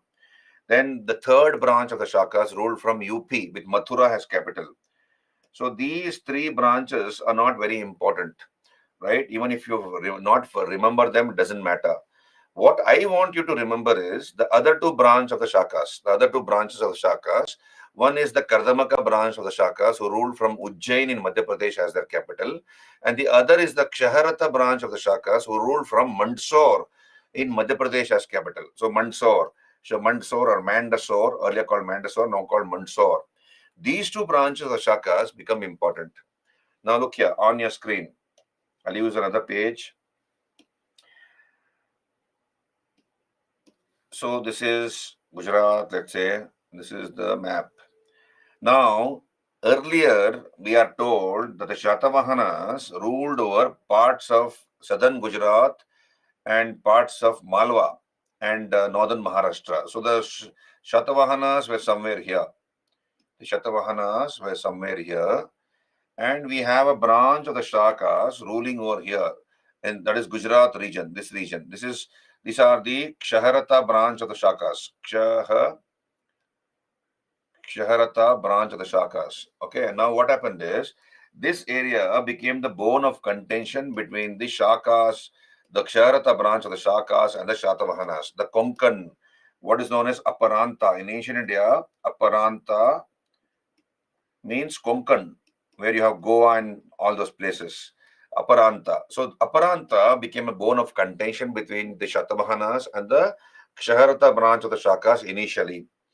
And what was the reason why it became the bone of contention? Because this area is very fertile. Aparanta is very fertile. So whichever king brings that area under his control, he will have more revenue. He can collect taxes from the land revenue from the farmers. So more money will come into his treasury. That is number one, land revenue. Another source of revenue for the king could be the custom duties. So via the Arabian Sea, a lot of trade took place with West Africa, West Asia, including the Roman Empire. So if the king brought Aparanta under his control, he can also collect taxes, custom duties from the merchants and traders.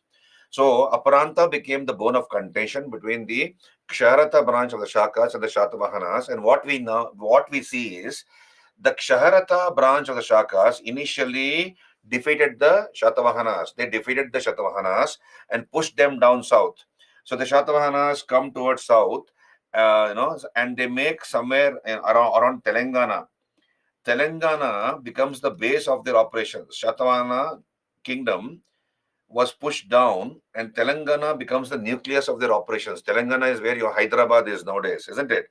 So that becomes the nucleus of their operations. Now,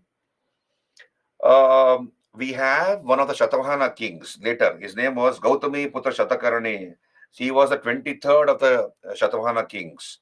Gautami Putra Shatakarani. Shatakarni was the surname of the Shatavahana kings, and he was the 23rd king. So what he did is he took revenge against the Ksharatha branch of the Shakas. So Gautami Putra Shatakarni conquered major parts of present-day Andhra, Telangana, Karnataka, Maharashtra. He conquered present-day parts of Karnataka, Maharashtra, Telangana, and Andhra. So he was a great warrior, Gautami Putra Shatakarni. So later, Gautami Putra Shatakarni attacked the Ksharatha branch of the Shakas, and he killed a king called Nahapana. Nahapana was the king at that point in time. And the son-in-law of Nahapana was a fellow called Usava Datta. Usava Datta. So both these fellows, son-in-law of Nahapana was Usava Datta.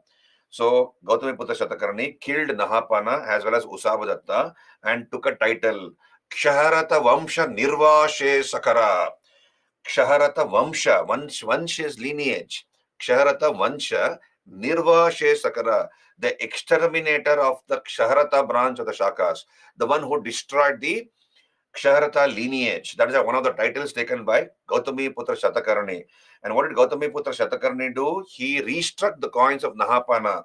So 10,000 coins, gold, 10,000 silver coins of Nahapana had been struck by Nahapana. He had minted those coins with his name on top of those coins. Gautami Putra Shatakarni, after killing Nahapana, restruck those coins with his name. So on the name of Nahapana, on the silver coins of Nahapana, we have the name of Shatakarni, Gautami Putra Shatakarni, being imprinted. So from that we come to know that this is an evidence we have. And of course, the main source of information for the study of Gautami Putra Shatakarni is a Nasik inscription issued by his mother, Gautami Balashri. We'll come to Shatavahanas in some time. Just hold on. Are you there with me, all of you? Did you understand? This is the Ksharatha branch of the Shakas. Could not understand Yavanika is a curtain, Satyam. Yavanika, when you go to a drama or a movie, you have let us say it's a single theater. Generally, you have a curtain which is closing the screen. So before the movie starts, slowly the curtain will go up or it will part ways. So that is a Greek contribution to Indian theater. The Greeks were able to influence Indian theater that way, and we have borrowed the custom of using curtain from the Greeks. Usavadatta was a son-in-law of Nahapana, Dipesh. Okay, we'll come back here. Just go back to the PPT. So you have one branch of the Shakas ruling Afghanistan, another branch ruling from Pakistan, another branch ruling from UP. So don't worry about these three branches. We have the fourth branch ruling from Ujjain. Ujjain in Madhya Pradesh has its capital. That is the Kardamaka branch of the Shakas. Who was the greatest? So they ruled over Malwa and Gujarat regions, the Kardamaka branch of the Shakas. So who was the greatest of the Kardamaka branch of the Shakas? Rudradaman. Rudradaman. And I have just now finished Mauryan chapter. I told you, you have an inscription which was issued by Rudradaman. This is called Junagadh rock inscription issued by Rudradaman. So Rudradaman belonged to the Kardamaka branch of the Shakas. He issued an inscription. In this inscription, known as the Junagadh rock inscription, which is the first chaste inscription in Sanskrit, in pure Sanskrit. This is the first inscription of Rudradaman. So in this inscription, we get the history of the Sudarshana lake, who constructed the lake. We know this. Vaishya Pushyagupta, governor of Chandragupta Maurya during the time of Chandragupta Maurya. He was the governor of Junagadh. Vaishya Pushyagupta constructed this lake. It was repaired by Yavana Raja Tushaspa during the time of Ashoka. Again repaired by Suvishka during the time of Rudradaman. And lastly repaired by Chakrapalita during the time of Skandagupta. So the history of the Sudarshana lake is contained in the Junagadh rock inscription of Rudradaman. He also talks about his victories and matrimonial alliances. And you see, the last Shaka king was a person called Rudrasimha III. And this Rudrasimha III was killed by the Gupta king Chandragupta II Vikramaditya, who took the title of Shakari. So the last Kardamaka branch of the Shaka kings was Rudrasimha III. You can see here on your screen, Rudrasimha III. And this Rudrasimha III was killed by Chandragupta II Vikramaditya, who took the title of Shakari. So when I do Guptas, I will be talking about Chandragupta II Vikramaditya. And then when I talk about him, you'll be able to make the mental connection, whatever I have just now told you. So Chandragupta II killed the last Shaka king, Rudrasimha III, and took the title of Shakari. Then we have another branch of the Shakas ruling from Madhya Pradesh again, with Mandsaur as capital. And this is the Kshaharata branch of the Shakas. Who was the greatest king? Nahapana, also called Mambaras. And Gautamiputra Shatakarni, I just now told you, killed him. And how do we know this? From the Nasik inscription issued by his mother, Gautamiputra Shatakarni's mother, Gautami Balashri. We are told that he killed Nahapana and also his son-in-law, Ushavadatta. So both of them were killed. And Gautamiputra Shatakarni took the title Kshaharata Vamsha Nirvashe Sakara, the exterminator of the Shaharata branch of the dynasty, and 10,000 silver coins of Nahapana, which have been found near Nasik in Maharashtra, at a village called Jogal Tambi. So 10,000 hoards of silver coins were found belonging to Nahapana, and we see that Gautamiputra Shatakarni's name has been restruck on those coins. So these are the important aspects of the Shaka rule. And one more thing you need to understand, the Shakas were the ones who introduced the the satrap system. The satrap system. What is satrap system? Satrapal system. Satrap system of government was introduced by them. Satrap system was introduced. Introduced the satrap system of government. Introduced the satrap system. That is, we have the rule of a Mahakshatrapa, and a Satrapa. So Mahakshatrapa is a military governor, and under him you have a number of satrapas. So this is called satrap system. So something like a Raja and Yuvaraja, joint rule of a Mahasatrapa and a Satrapa. So this is called satrapal system or satrap system, introduced by the Shakas. Joint rule of a Mahasatrapa and a Satrapa. So they were military governors. So you have Mahasatrapa, who is a governor, and you have a smaller governors under the Mahakshatrapa, called satraps. Okay. Usavadatta, Deepesh, I have told you, Usavadatta was the son-in-law of Nahapana. You see Nahapana here. Nahapana's son-in-law was Usavadatta. So Gautamiputra Shatakarni not only killed Nahapana, but also his son-in-law, Usavadatta. Confederacy of States is a group of states when they have come together to fight or to run the kingdom. Confederacy of States.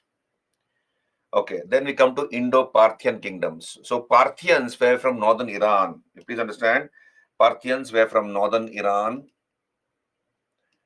and so they also established a kingdom with. Okay, so they are also called Pahallavas. Parthians are also called Pahallavas, and they were from northern Iran. So who was the most famous king of the Parthians? So Indo-Parthian kingdom, you can see here. Indo-Parthian kingdom. This was the Indo-Parthian kingdom. The greatest of the Indo-Parthian Parthian kings was Gondophanes. Gondophanes. So he was the greatest of the Indo-Parthian kings.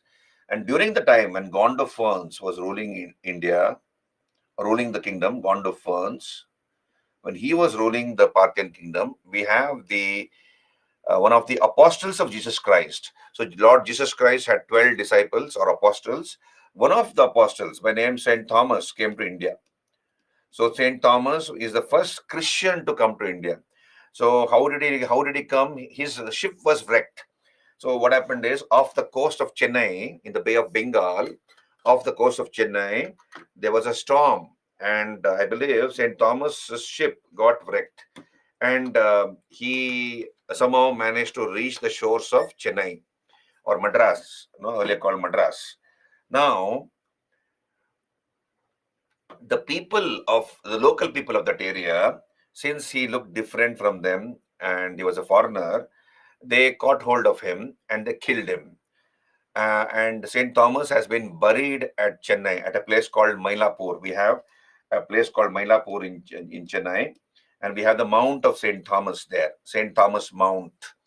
So he is supposed to have been killed on 3rd of July, 78 AD. One of the 12 apostles of Lord Jesus Christ. He was a missionary from Syria.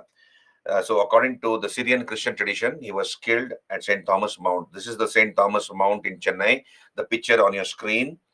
And we have a Italian traveler by name Marco Polo. So Marco Polo was circumnavigating the earth in the 13th century.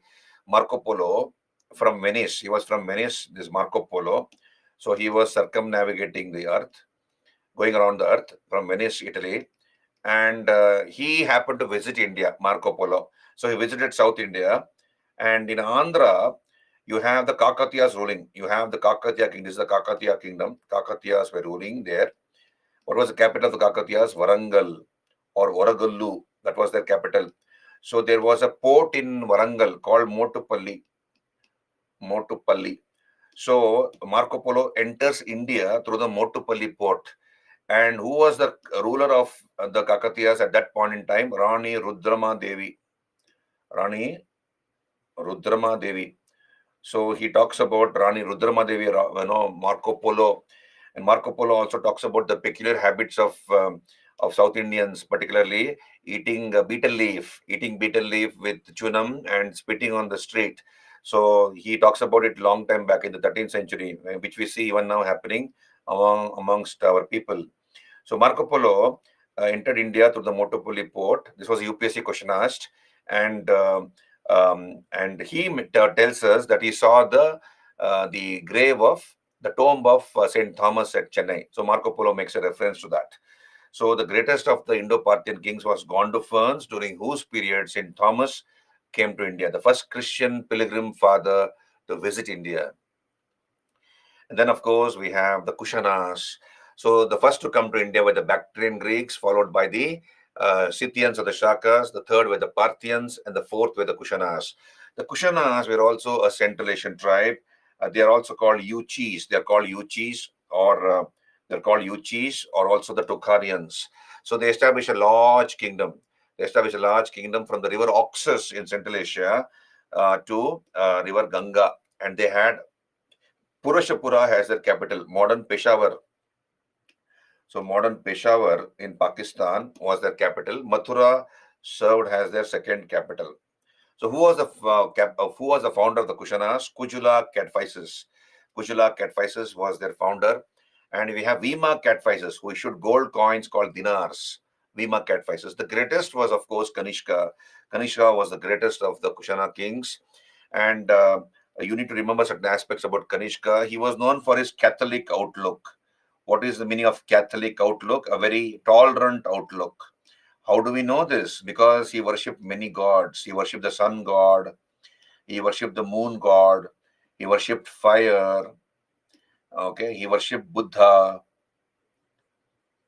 etc. So he was having a wind god. He also worshipped wind god. So he had a very Catholic outlook. And the fourth Buddhist council was held during his period at Srinagar. And who was the president of this council? It was, of course, Vasumitra was the president of the Buddhist Council, and Ashwaghosa was the vice president or vice chairman. So you can see this. This is the Kushana Empire. Um, Kushana Empire. They ruled this area, Kushanas, right? And then we have the fourth Buddhist Council, which was conducted by him. We have a chairman there by name Vasumitra. He wrote Mahavibhasha Shastra, a book called Mahavibhasha Shastra, a Sarvastivada textbook. When I do Buddhism in detail, we'll talk about it. And then we have a vice chairman for the fourth council called Ashwaghosa.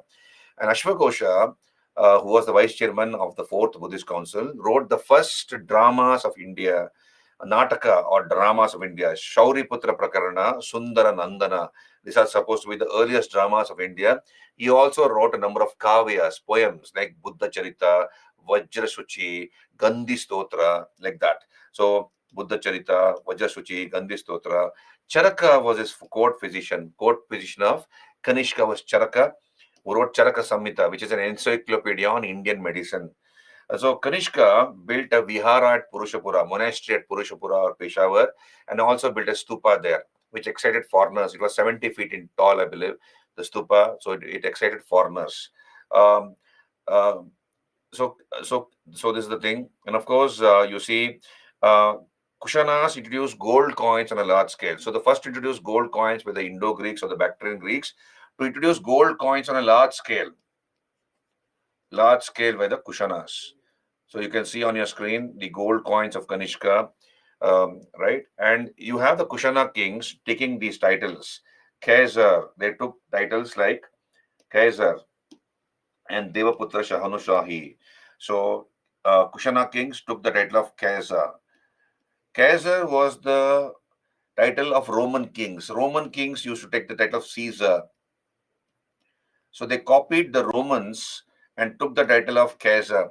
Similarly, the Chinese emperors used to take the title of sons of God. Sons of God. They used to call themselves as sons of God, the Chinese emperors. So the Kushanas copied this from the Chinese and took the title Daivaputra. Daivaputra. Shahanushahi. Daivaputra, Shahanushahi. Shehenshah, no, became Shahanushahi.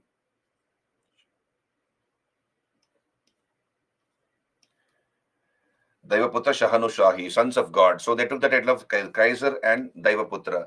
Now you see, you have the Silk Route passing through northwest portions of India.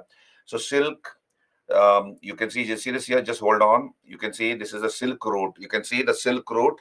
Silk. What is the Chinese method of making silk? You see this is the method which is now copied by the world. The Chinese method of making silk.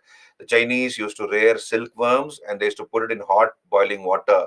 So what does the silkworm do? It starts munching on the mulberry leaves, and then it starts weaving a cocoon around itself. So what we do is we put the silkworm, which has the cocoon around itself, into this in hot boiling water. The worm dies, and we extract silk. This was a Chinese method of making silk, and the Chinese kept it a closely guarded secret. So from China, we have a route which arose, known as the Silk Route. This was a 10,000-kilometer route starting from China, going through Central Asia and passing through northwest portions of India, where the Kushanas were ruling. So the Kushanas control the Silk Route. In other words, they'll block the silk merchants.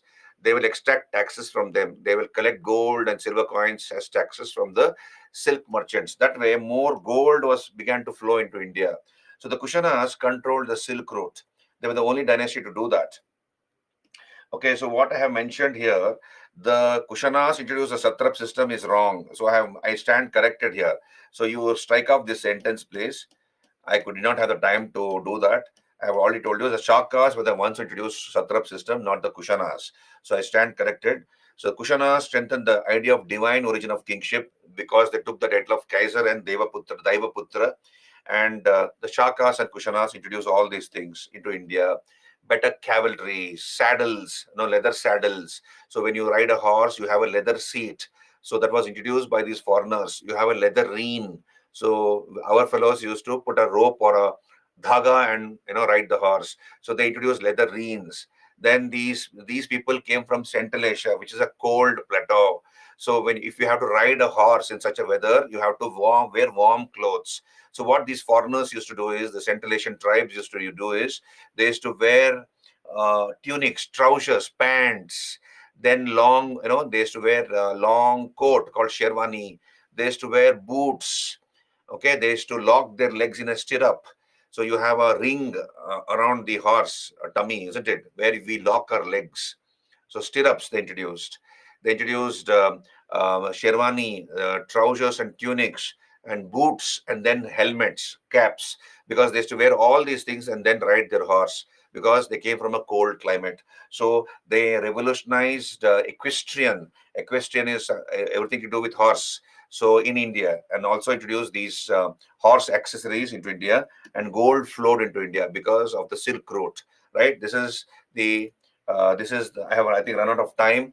This is about the foreign dynasties who came into India. Tomorrow I'll complete this chapter and also complete Gupta period. Right. So I run out of time. I will, whatever doubts, we will clarify that tomorrow. Uh, Catholic outlook is a tolerant outlook, live and let live policy, Zeba. Catholics are known to be having that. The Catholic outlook means tolerant outlook, live and let live policy. Divyani will not go into the ethical aspect of making silk. That's how silk is being made. Even now, silk is being made like that. So you might be wearing silk saris or silk material. It is made like that. Rare silkworms, and which weave a cocoon around itself, and then we put in hot boiling water. Even the Kanchi silk, famous Kanchi silk, Pata silk, etc. They're all made like that. Okay, so I think I hope you had a good time, and we will meet tomorrow. Whatever doubts are there, please mail me if you want, or you can ask me in the class tomorrow. So you have a good day. We'll meet tomorrow. I've run out of time. Thank you very much. Good day.